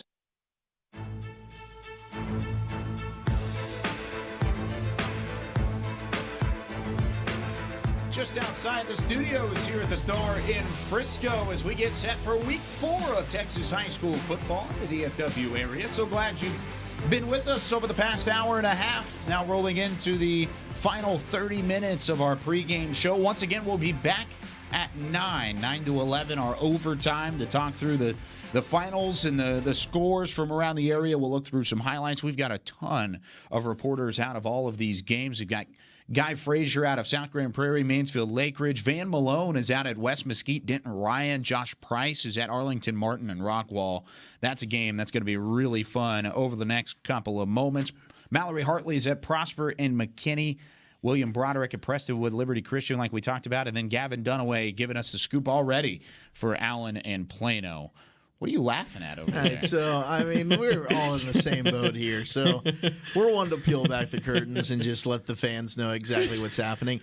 We've just got the munchalicious noise of Chris Beam just sucking on some peanut butter M&Ms back there. There it is. Yeah, now he finally pulled himself off. Oh, man, he was loving it. It's all right. Those things are whatever so he was good. having back there. Hey, okay, do you think that was the peanut butter M&M, or was that the worm? Was that the gummy worm? It was the worm. Here's the thing, way too good. When we first started the show, I had that in my ears, but I didn't say anything because I'm a professional. Yeah, true pro. And so I'm going to call you out. Good for you. Well, True Pro didn't show up to his job last week. Hey, you asked, what are we laughing about? I wasn't going to say anything. That's fair. But once you opened it up. You were both over there laughing. Because it was hilarious. Like you said, you got to peel back the curtain whenever that happens. It is really funny, though, and it has happened twice now tonight. But I think overall. I want some gummy worms so bad. I thought you were laughing at me, like reading off the reporter's list. It's phenomenal. And those glasses look incredible. You're just killing it. Your read was great. Thanks. Your read was great. Chris is not happy back in the booth. But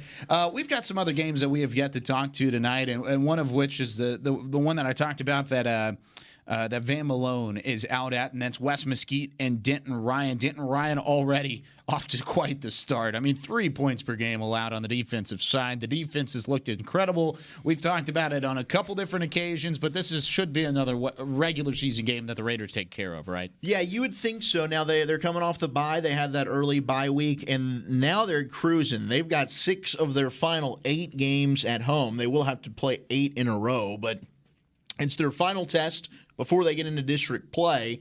And their victory last week last year over West Mesquite, 38-3, was very impressive. But the one thing for Denton Ryan coming in, they had 4 turnovers a week ago against Fossil Ridge. They mustered up just 241 yards of offense before their bye week. You know, that's not exactly one that you're going into the bye you're feeling great against. You know, that's a Fossil Ridge team you really should take care of. You played sloppily. I'd expect them to have really cleaned things up. I think you'll see Amani Bailey in that ground game really take control early in this one. But there will be no Drew Sanders. Drew Sanders missed the game 2 weeks ago against Fossil Ridge, and he's going to miss the game tonight. He's got some illness of some sort. I don't know if it's the flu. I don't know if it's strep throat. Maybe a little Sam Darnold action. Maybe. I don't know. I'm not going to throw that out there. Who knows? But it's possible. I mean, he's a stud, so good for him. So, yes, of course, Drew Sanders, the Alabama commit, plays both ways for them, tight end, running back, wide receiver, but he's really known as being a linebacker for them. The do-it-all guy. But they will be going against maybe the best running back that they'll see all year long, and that's Ty Jordan from West Mesquite. He's committed to go to Texas. Ty Jordan just last week ran for 143 yards, 62 yards receiving, so he's a threat out of the backfield as well. He had 3 total touchdowns in their victory over Timber Creek. So Ty Jordan will be a fun challenge for that super athletic defense of Jatavian Sanders that's going to Texas, Billy Bowman Jr. that's going to Texas. There's 3 big-time Texas commits, so if you're a Longhorn fan, make sure you check out this West Mesquite Denton Ryan game here tonight. How are the Hennigans doing? Seth still, he's got 374 yards, 6 touchdowns this year. Not bad. Been all right. Hey, for Ryan, that's for a Ryan quarterback, that sounds pretty good. Yeah, I think Seth Hennigan certainly improved at this point to where he was a year ago at this time. You know what Ian's up to? Without a question. Ian's graduated. Gotcha. Off to bigger and better things. Off to college. Good for him. That is. But I think the one thing that we talk about Ryan is that their season, regular season pros, these guys go through the season. They fly through the season. They beat everybody by 100 points. They're doing the same thing this year. Defense looks phenomenal. They are shutting people down like an average of 3 points. They're going to do the same thing tonight. I didn't know about the Ty Jordan? I knew about Ty Jordan. Drew Sanders the deal. Drew Sanders injury, because he's a big part of that defense. He's everywhere. I mean, it seems like he's literally sideline to sideline. Pick 6 in the first 4 seconds of the season. He this looks year, like right? he could play college football right now. Yeah, Nick Saban's like, he's bro, a man child. I could use you. He probably does. He's probably suiting up for Alabama right now. Yeah, that's why he's missing these first 2 games. That's what's going on. I mean, but the bigger thing is that with the way that Denton Ryan has been playing defense, they've been putting on that Duncanville-esque kind of defensive performance week in and week out, talking about the defense from last year. But they got one thing on their mind. You got to know that Coach Hennigan all he wants is a state championship because of the doubt that's been there. Do you see any matchups throughout the regular season that could pose a threat to them actually going 10-0? The only one was Birdville. Again, that's the only team within district, but Birdville hasn't looked as impressive this year as we thought that they would be. We knew that their offense would be pretty good, but defensively, Birdville looks like they're really weak right now. Maybe that's a team by that Ryan matchup. They'll be a little more improved. But no, I think they're going to go right through the regular season undefeated again, and they probably won't get challenged until probably about round 3 or 4 of the postseason. Yeah, that's literally what I'm thinking about Denton Ryan. But again, their main focus is the playoffs. Yeah. You got to know that. Yeah, I mean, then that's the thing is you got to get to that point before you can think about the playoffs. And Denton Ryan's been very good at that in the past. Real quickly, Arlington on the road against Mesquite Horn. Arlington's Colt squad, I believe they're coming off of a bye week already. They're 2-0 on the season going into week 4 now, and they are taking on a Mesquite Horn team that has just not been able to show defensively the kind of stuff to at least slow down a team like Arlington in that district yet. Chris Sims, baby. Walchuk's guy. I mean, I'm surprised he hasn't jumped in with it already. Wow. I'm sorry. Why I mean, is are that you where you were laughing? going with that, Heckma? Right? No. I mean, What are you really? laughing about? I thought you What the heck's going I think we were on? about to go into the Chris Sims I story. thought we were here. Going back to that. I thought again. we were talking about Scott Peach and the unbelievable job he's doing. Scott Peach. Yeah. And Friend of Chris the Sims show. over there at quarterback. And There it he's is. got Jahari Rogers locking down that one side of the field playing corner.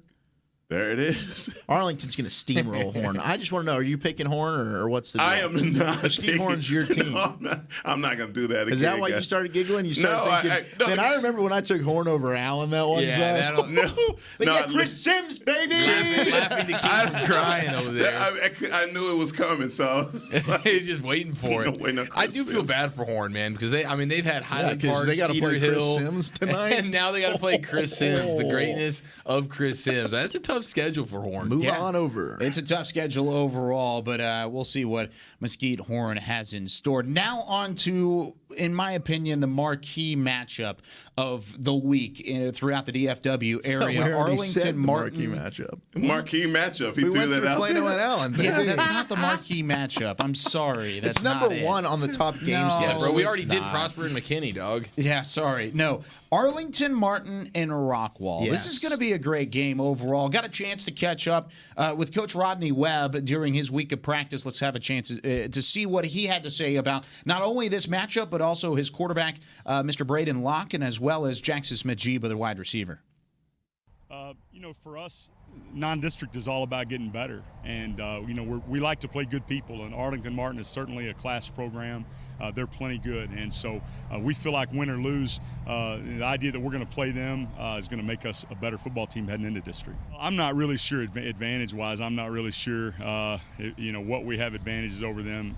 We've been throwing the ball very well offensively, and I think that's something that puts a lot of pressure on defenses. But outside of that, Martin has been very, very solid in all three phases of the game, especially special teams. So we just got to make sure we try not to get exploited in that phase of the game.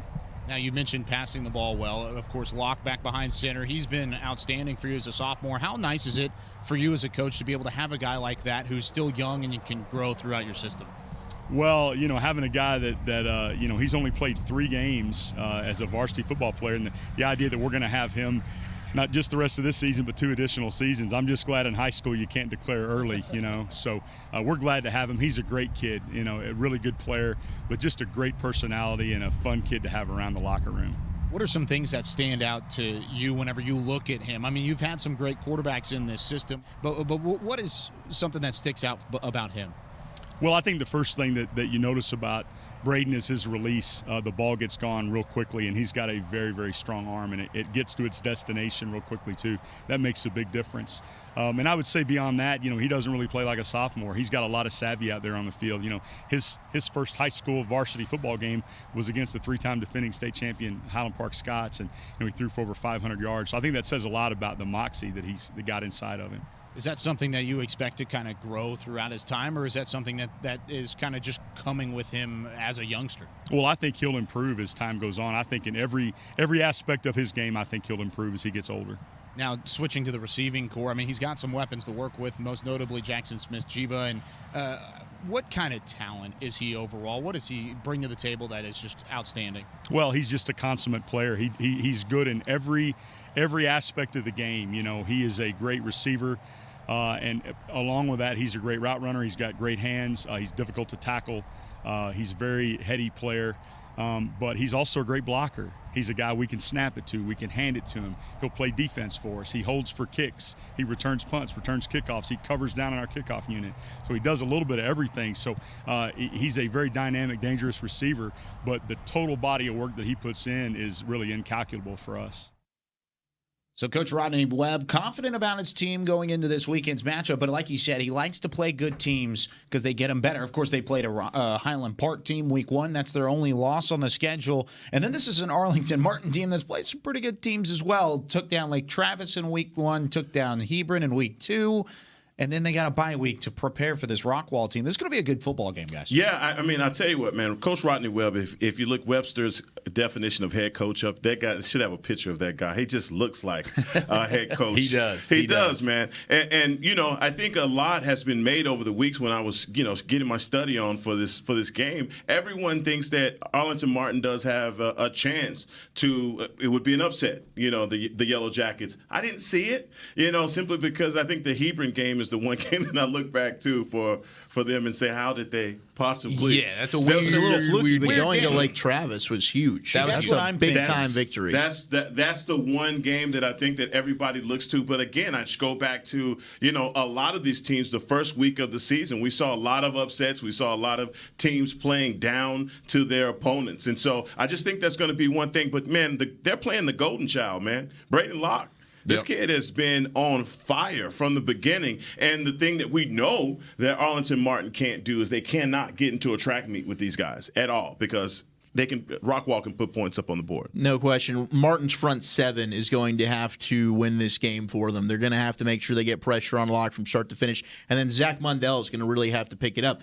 His passing as a junior, from where it's developed from his sophomore to junior year, has gotten a little bit better. But he's a runner. I mean, that's his game. He needs to run the football well for Martin to keep pace offensively. But it's really going to come down to that front seven against Rockwell's offensive line, in my opinion. And Rockwell's getting running back Zach Henry back, which will be a nice boost for them to an offense that's already playing incredible. And I want to go back to what Coach was just saying about their stud wide receiver, Jeeba. What a compliment. What a compliment that was to him. I mean, you talk about guys that have been committed early. They've been studs since they set foot on the field as freshmen, and they maybe can get a little bit of a big head as the seasons go on, and they start to have their own sort of personal brand within the state and within the country. A guy like Njigba, he's holding for extra points. He's running down on the kickoff team. I mean, a lot of guys would absolutely say, no way, man, I'm not doing that. I got 200 plus yards receiving. That's all I'm going to focus on. I'm not going to go waste my time and energy, doing the kickoff return team or the kickoff team. That's for guys who don't really play that much. That's for defensive players. And to be one of the stars on the team and to do those little things, that just speaks volumes for a guy like that. And he's going to Ohio State. That just makes you think. I mean, those are some things that make you just really appreciate a guy and almost root for him even more than we already do. Those are the guys that end up going to the next level. Yep. And I'm not talking about just playing college football. I'm talking about going to the NFL. No doubt. That's the one thing, and I will say this: when these recruiters come to your school, you want your head coach to talk about you like that. The way what he just said, absolutely. Because if I'm a college coach or a recruiter, I want to hear that he's Mr. Do It All. He will do anything to win a football game. And Jackson Smith seems. I love the kid even more when you hear a head coach glow about his star guy and he's not having to discipline him. That means that what Jackson Smith is doing, he's taking that young quarterback under his wing and saying, "Look, this is good situations for us. Go to this guy." Things like that, and that permeates through the whole team. Amen. I mean, that's the kind of leaders you want on your team. When your best player is quote unquote sort of your hardest worker and your most well-rounded athlete, you can always point to. As soon as you have an issue with any other player, look, our stud, our superstar is willing to do X, Y, and Z for the team. You should be able to do that as well. No doubt. And I was at practice to grab that interview for about 25 minutes, and I got a chance to kind of see Jackson Smith-Njigba up close. He's a big body.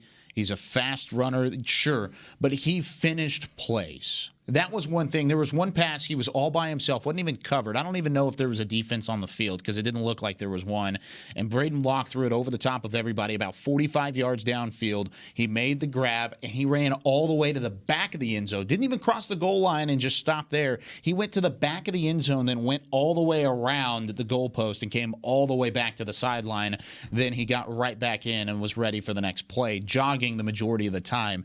That's just something that stands out to me. Just very quickly, just a little snapshot of what this guy is. He does bring a lot to the table athletically, but also he's big up here as well. Now, seeing him in person, any more impressive in person when you see how big that kid is? You think that he was a skinny, wiry kid. He's built from bottom up. He's got some big thighs. Exactly. His thighs are Walter huge. would say he's tight like a tiger. Like a toy guy. He's very toy like a toy guy.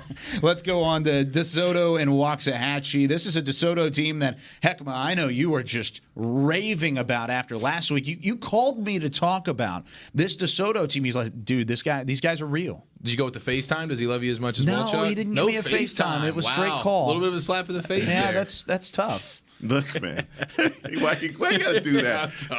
No. You know what?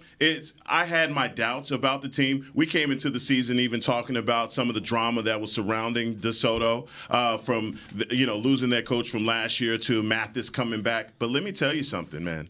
This kid, Samari Collier, is a walking dime. This kid, he is hitting guys in the head. 65% completion percentage. Jeff Heath style. Oh, my God. I mean, look, they have a bunch of stud receivers. They got a bunch of stud receivers, but Brown, number one, Brown, he's a kid that was a Cedar Hill. He played at Cedar Hill, transferred to DeSoto.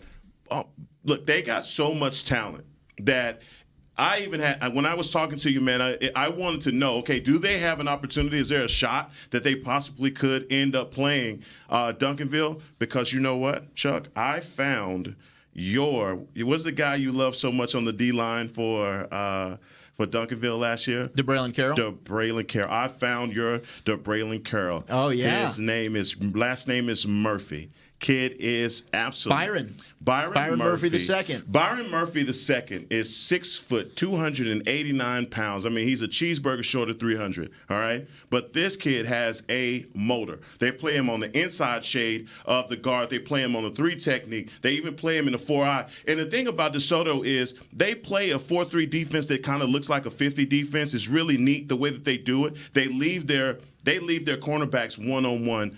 Muhammad, number 7, is another kid that is okay. State commit. Yep. This kid is locked down. He's not out there with a watch on, but right. He's out there playing ball.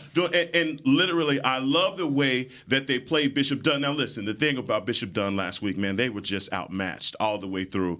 But your guy, Alex Orji, what a big kid that is for Bishop Dunn. He's another kid that I just had to throw that in. Couldn't believe he transferred from Rockwell. I mean, imagine if he was still at Rockwell. My God, I don't know what that decision was all about. However, but a big kid as well. But I'm telling you, DeSoto guys, when they took the field, I was so impressed by the size of this team. Very big team. I mean, they got a bunch of guys that's 6 foot 111. Man. They're very athletic, no doubt.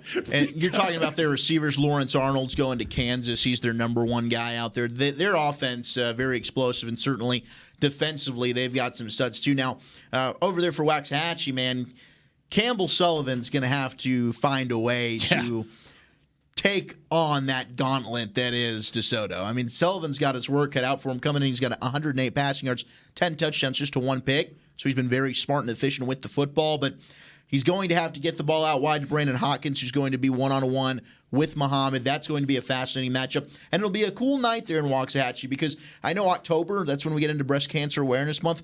But tonight, Waxahachie ISD, they've teamed up with the Firefighters Association. They'll be selling pink T-shirts during its annual Cares Enough to Wear Pink campaign.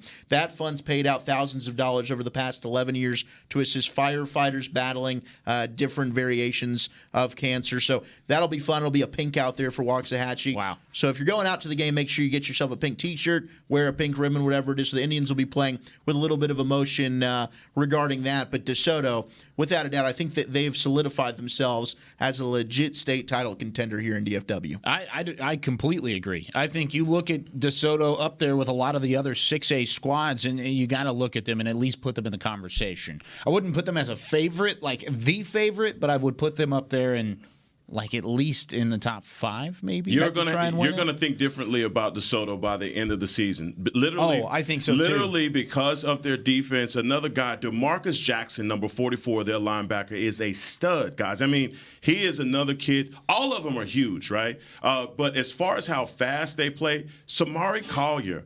DeSoto, please, I want somebody to take an iPhone out on the field and have Samari Collier stand at a goal line. I believe that kid can throw the ball from goal line to goal line. That's the kind of arm this guy has. And wow. I'm telling you, the Kansas commit, the kid that you're talking about, Arnold, long strider. And look, he makes everybody else look like they're running backwards, but he literally hit Arnold in the head with a ball. I mean, and he's putting everything on the money. And Collier wasn't even the guy last year. We didn't know much about him. The kid is a junior, very athletic. He's that guy that, when he runs that RPO, you get any pressure on him, if he gets out the back door of a defense, he is out of there. Yep. I mean, and not only is he out of there, he's out of there in a hurry. So teams are going to be in trouble depending on what division they fall into. Now, if they go to Division I, they'll be worried about Duncanville. But if they go to Division II, it's going to be trouble. I'm telling you, man. Yeah. Duncanville, DeSoto, excuse me. Yeah, and moving on from there, but I completely agree. I think that's going to be a tandem to watch out for quite some time. Now, moving into a couple of District 6 5A matchups, just really quick. One in Division 1, one in Division 2. Starting with Division 1, Mansfield Legacy, who has just not been able to score the football in their first 3 weeks of the season, blanked by Jinx, Oklahoma. They scored 14 points against Crowley on the road in a blowout loss, and then they get 30 point up by Mansfield last week. Is there any chance Lancaster loses this football game? No, there is not. Mansfield Legacy has been outscored by 106 points through 3 games. That's pretty tough to do. Yeah. Off to an 0-3 start, and it's just not the year for Legacy. We talk about how Mansfield's got plenty of schools, and Summit's been really good this year, and Mansfield's fine, and there's a handful of good schools in Mansfield. But Legacy, it's just not their year. And on the other side, Lancaster, they've played pretty well. Trey Bradford, he's been their workhorse, almost 10 yards a carry, over 300 yards and 4 touchdowns already on the season. DQ James has been another. I mean, that's a nice 1-2 punch in the backfield for them, and that's what they do well. They run the ball. Now, Glenn Rice Jr. at the quarterback spot, he's a young dude. He's a sophomore. He's thrown for 64% completion percentage, 400 yards, 4 touchdowns, only 1 interception. He can do a little bit of running as well, but I think for Lancaster, they have a really good team. 7 starters returning on both sides of the ball. They got 5 seniors in the top 100 of the top players in the state, so they have a good roster. It really comes down to the quarterback spot, Glenn Rice Jr. We didn't know if it was going to be him or Phil McCoy. Well, it's Glenn Rice Jr. He's been the man for them, and hopefully we'll continue to see him get better and better each game throughout the year, because he is only a sophomore, and he's shown some signs that he could be a good player, no question about it. But it'll be how much does he grow over the next 6 to 8 weeks. That'll give you a good story of how well Lancaster and how deep they can go into the playoffs. But they have a really good roster, a lot of studs there. Both sides of the ball. Well, and I think Rice Jr. is a guy that is going to not throw the football a ton. He only has 47 pass attempts. That's right. They want to run it. Bradford and James. Exactly. And if they're able to get that ground game going, they're going to have a lot of success in that district. Now going to the Division 2 6-5A. Red Oak on the road against South Oak Cliff. That's my hood. There it is. Come on, you set me up right, but I couldn't help it. No, that's what I want. That's what the people want. Yeah, but I tell you what, man, Red Oak is the team last year that only lost by 10 points, and everybody all of a sudden crowned Red Oak because they only lost by 10 to South Oak Cliff. And so I think that Jason Todd, after the loss to Duncanville, they have a point to prove. I mean, I've even seen Jason Todd tweet less. Have you seen? I mean, he's a good point. He is someone that is always on Twitter putting those nuggets out there for his boys. But I think it kind of, the early struggle. The early struggle versus Skyline, and then the beatdown versus Duncanville. They got back in the win column with what we thought was an easy win versus Wilmer Hutchins, 61-0 in that game. But they got a test. I mean, I don't want to downplay what Red Oak is doing. I mean, they have a quarterback in Joshua Irvin that is pretty explosive. Now, you also got to look at the points that they've put up every week. I mean, they're averaging somewhere about 50 points a week for the last couple weeks. So South Oak Cliff has their work cut out for them, but they have a couple guys. Jai Jones, I think, is going to be ready for this. Jimmy Warwick is going to be put to the test as well. And so you look for South Oak Cliff. I just feel like they're going to bring all of the aggression because this is the only opponent in their district that really is going to give them any problem, because after this, I mean, it's going to be a cakewalk into the playoffs. And that's what, when we talked to Jason Todd, that was one of the things that he always talked about, is how easy that district is. Statement kind of game for that defense tonight. Red Oak, without a doubt, the best offense in that district. So tonight for Sauk, if they want to get that defense back to where it was last year, this will be that night that they can prove a point. Well, I think if Red Oak gets into a shootout with Sauk, then we might have a close football game. But I actually have a lot of faith in that Sauk defense to get back to. I think this is, like you said, going to be a statement game for them, and they're going to turn things around from where maybe they haven't had as much success over the last couple of weeks. You know who has had some success over the last couple of weeks, boys? Who is that? Mr. Kyle Yeomans, yours truly. 12-1 over the last 2 weeks in our prediction standings. I lead the way. I am 14-4. Where's everybody else, Kyle? You're all in second place. With what? 13-5. Oh, so it's a game difference?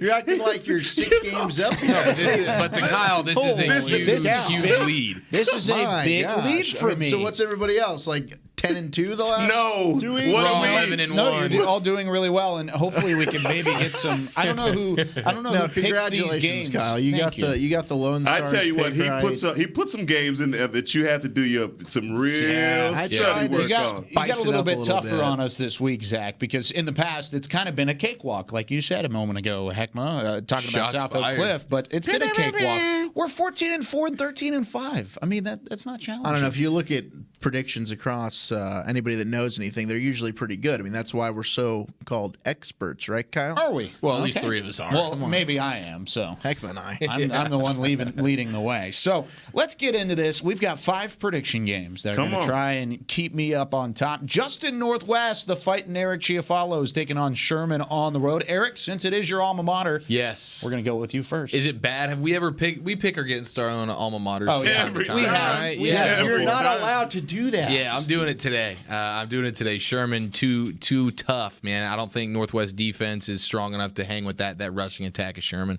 Zach? I'm going Northwest. I think your Texans get the first win of the year tonight. Dang it. I think offensively they're too explosive for Sherman. I get the fact that their defense isn't very good, but I don't trust Sherman's offense to be able to put up the amount of points that Northwest can. I'm going to lean Texans in this one. I think Austin Ahmad does it for the Northwest Texans. He carries them to victory. It's a pretty good point overall, and that almost swayed me, but I'm going to stick with my original pick, and I think Sherman and the Bearcats come out on top. Heckma, who you got? This is a tough one. I'm going Sherman. I really believe that Sherman's going to have. I'm going to make up a game. Yeah. Or lose a game. Yeah, you're definitely going to lose a game. So, I'm going Sherman on this one, guys. Okay, here's our marquee matchup, like I talked about earlier. Arlington Martin on the road against Rockwall. Can Arlington Martin keep up their hot start, or will Rockwall's air attack be enough? We'll start with Heckma on this. Hey, I'm going Rockwall all the way. I don't think Braden Locke is going to slow down. I think that Arlington Martin, I think for this matchup purposes, they've kind of been getting hyped up a little bit, but I'm not falling for it. I'm not the banana in the tailpipe for me, baby. Eric, I couldn't have said it better myself. I'm going with Rockwall, no question. I love the orange jackets. Yeah, I'm going to go with Rockwall, too. Look, Martin had a very impressive win week 1. I get it, but the special teams woes of Hebron, that's not the same here for Rockwall. I don't think they're going to have the edge in that department, and I don't think they can score. Zach Mundell is not going to be able to put up the points to keep up with Braden Locke. Yeah, I think I'm going to stick with Rockwall here as well. I think Jackson Smith-Jiba has another statement game. I think Locke, like you said, Heckman, I don't think he slows down. I really don't. And I think Arlington Martin got a little bit of a freebie win last week. Not a freebie win, but a weird win over Hebron last week. And they're not going to be able to keep up with the offense that Rockwall is going to bring to the table. Okay, big time rivalry game down in Mansfield tonight. Mansfield Summit on the road against Mansfield, or on the road. It's in their home stadium, but it's technically on the road against Mansfield. Coach Daniel Mayberry still battling cancer. We do always want to wish him our best as well. But who you got in this one, Mansfield Summit or Mansfield? Me? Yeah, you. I'm going to go Summit in this one. I think Mansfield Summit's the better team. Kanan McKinney at quarterback, Jaden Lott at running back, and then Jalen Travis, a couple of J's there at running back and wide receiver. Offensively, I think they're too good. Their defense has been outstanding, allowing 11 points per game. Mansfield came off a big win last week, but I think they come back down to earth a little bit. I'm going Summit all the way. Likewise, Summit. All right. You want to take Mansfield if you're going to have that. They have to make these decisions like right now. No. I believe. And here's the thing: the Tigers, just from the beginning of strength of schedule, playing Broken Arrow, they were. I would say competitive. They scored 13 points. Some of the loss hadn't been too lopsided, but I'm going Summit. Okay. You sure? Yeah. All right. You know, I was going to go with Mansfield Summit here. Oh, I like it, Kyle. Be bold. But I'm going to be bold. Yeah, I think they're going to play for. I think they're going to play for Coach Daniel Mayberry in this case. A rivalry game. Their coach First still game battling cancer. that they're going to play for him. Well, no, they played for him last week in 37-7 over Mansfield Legacy. And they played for him the week before that, even though they lost. That's true. But I'm gonna take Mansfield in this one. I think Mansfield's going to come out on top. I got to change my pick. I even circled Mansfield Summit. No, you take. I'm going to take it. Yeah, I'm taking the Tigers like on a this. Tiger, baby. All right. I'm taking Mansfield. Pilot Point at Gunter. This is one of the games, like you said. We got to be quick here. We're running out of time. Underrated game. Pilot Point. Okay. Gunter. They've got the. What's the quarterback's name? Mitchell Brewer. And he's taken over for Dylan Jantz, who was the all-everything for them last year. Jacob Point, the quarterback for Pilot Point, or Jacob Pitts, excuse me. I think this is going to be the year finally Pilot Point knocks off Gunter. They haven't had the success ever against Gunter, really. Gunter's been that team that's always the state champion, making it to the state finals. But tonight, Pilot Point finally gets that elusive victory. Okay. Heckma? I'm going Gunter. I'm going Gunter It's not a bad as well. pick. Oh, this I'm is going to go Gunter here. This is a close game. And I want to tell you, this Pilot is a Point on the road. this is a tough game. And when I could, because I literally had to do my homework on this one, but I just saw the matchup in But the this years rivalry's past. a But it is a big one. big time rivalry. I just think Gunter has a stronger running game. I like the way They do have a great run game. All right, South Grand Prairie, Mansfield, Lake Ridge. Eric, who you got? I'll take Lake Ridge, bounce back game, and Okay. they're playing for more today, as we talked about Absolutely, earlier yes. with Billy Smith, the passing of him. Yeah, absolutely. Emotional game for Lake Ridge. I think they get it done. I'm going SGP. It's gonna be a dogfight. It's gonna be a dogfight.